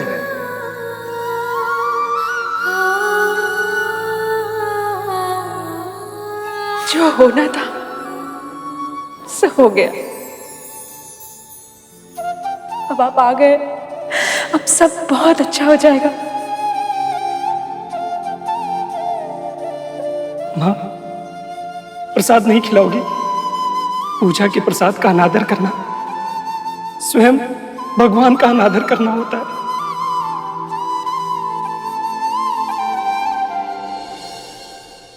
कितने सयाने हो गए आप। अवश्य खिलाएंगे। आइए, चलिए हमारे साथ। आइए। मां, आपने इस परिवार की भक्ति की, इनके विश्वास की लाज रखी। आपका बहुत बहुत धन्यवाद।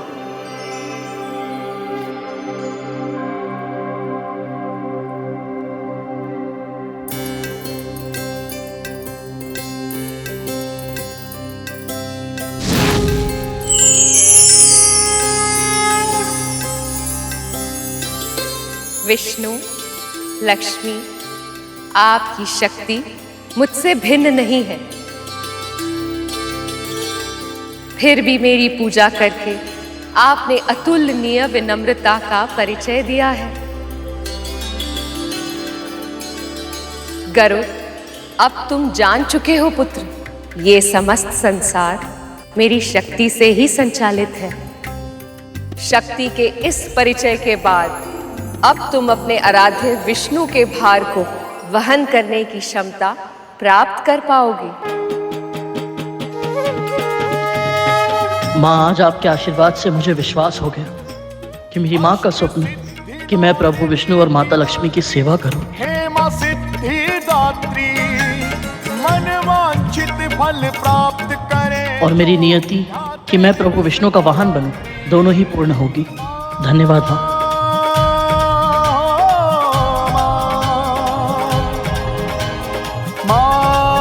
मेरा आशीर्वाद तुम्हारे साथ है।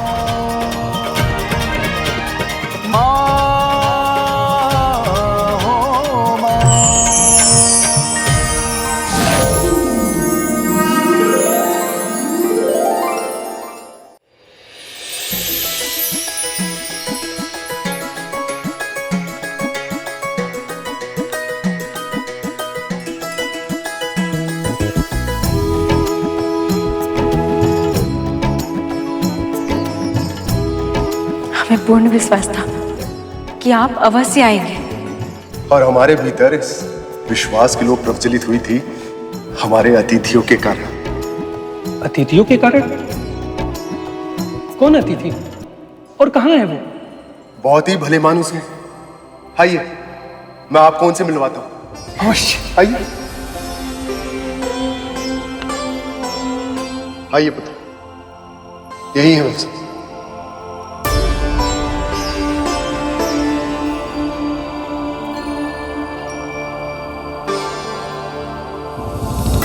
कौन है आप? अपना वास्तविक परिचय दीजिए। ये दोनों तो वही हैं जिन्होंने हमें आप दोनों के पास वापस लौटने का उपदेश दिया।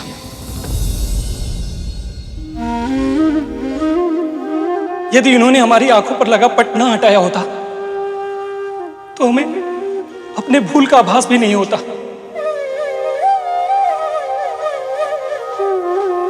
परंतु ये कैसे संभव है पुत्र? ये तो आज सुबह से ही हमारे साथ।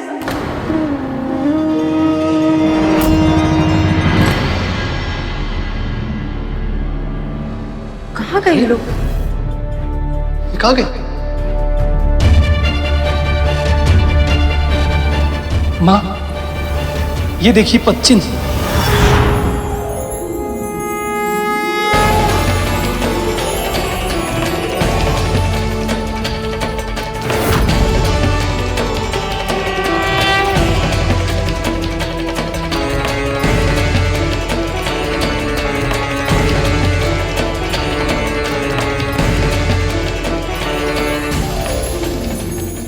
ये जो आपके अतिथि है ना छोटे, ये तीनों माता रानी की कथा सुनने सुनाने के बहाने भाभी को उल्टी सीधी पट्टी पढ़ा रहे हैं। क्या कहा आपने?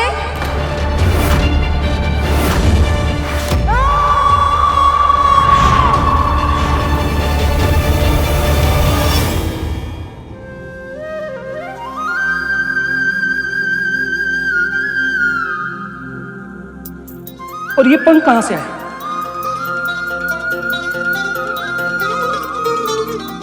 और यहां पर कैसे आ गया? किसके हैं ये? नारायण, यह लक्ष्मी की। प्रभु नारायण और लक्ष्मी की।